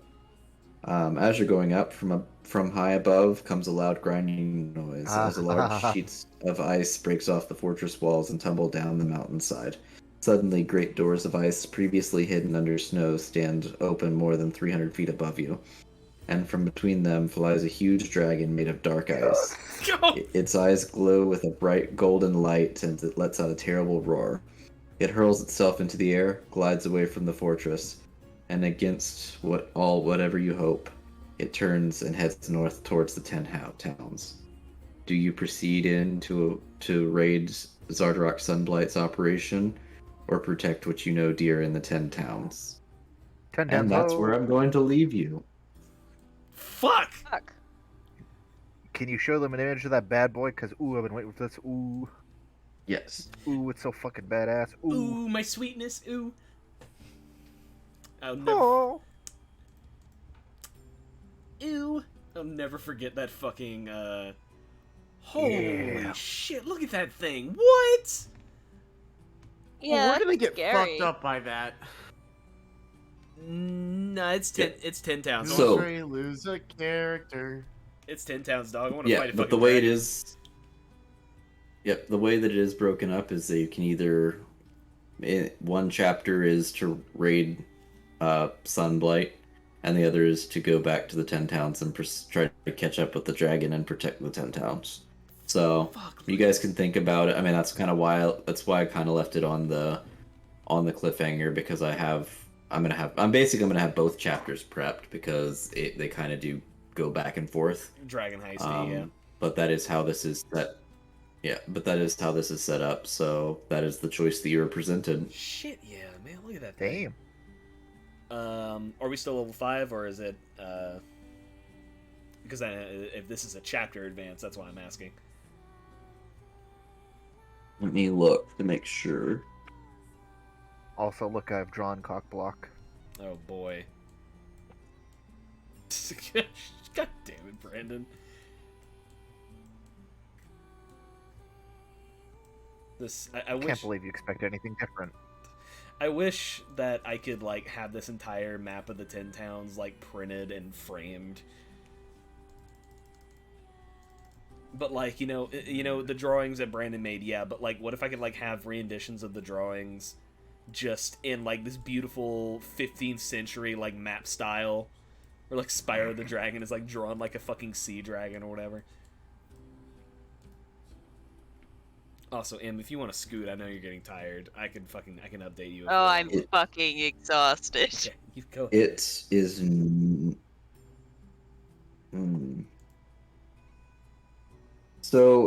here's I'm not begging for a I'll level think up about here. it. I'm not begging. I'm asking Yeah. you because it's a chapter transition. I'm gonna review these. I'm gonna review these chapters, because the way that it's structured is chapter 1 is levels 1 to 4. Chapter 2 is levels 4 up to 8. Chapters 3 and 4 are one of them is 4th or 5th, and then the other is 6th. I see. So it kind of floats in and out. That makes sense. So I'm because technically the other locations in chapter 2 you can theoretically use after chapter 4. Of course. So it kind of dips in and out between chapters. So let me just run some double check the encounters and see what's feasible. I'm not opposed to you being 6th level, but it would be basically you'd probably be running both chapters at that level, so you probably wouldn't get much as far as advancements for a while. Yeah, that makes sense, dude. Like I said, I was just asking, just seeing, so I know what to prepare and whatnot. Yeah, I would say think about it because especially given the path that you all are choosing, what I'm assuming from what you've said. I mean, like I said, you guys could. I'm gonna have it all prepped, so if you change your mind and wanna proceed either way, you could. You don't. I don't need to know because I have to have both. Like, it's one of those sets of chapters that actions in one directly impact the other, and vice versa.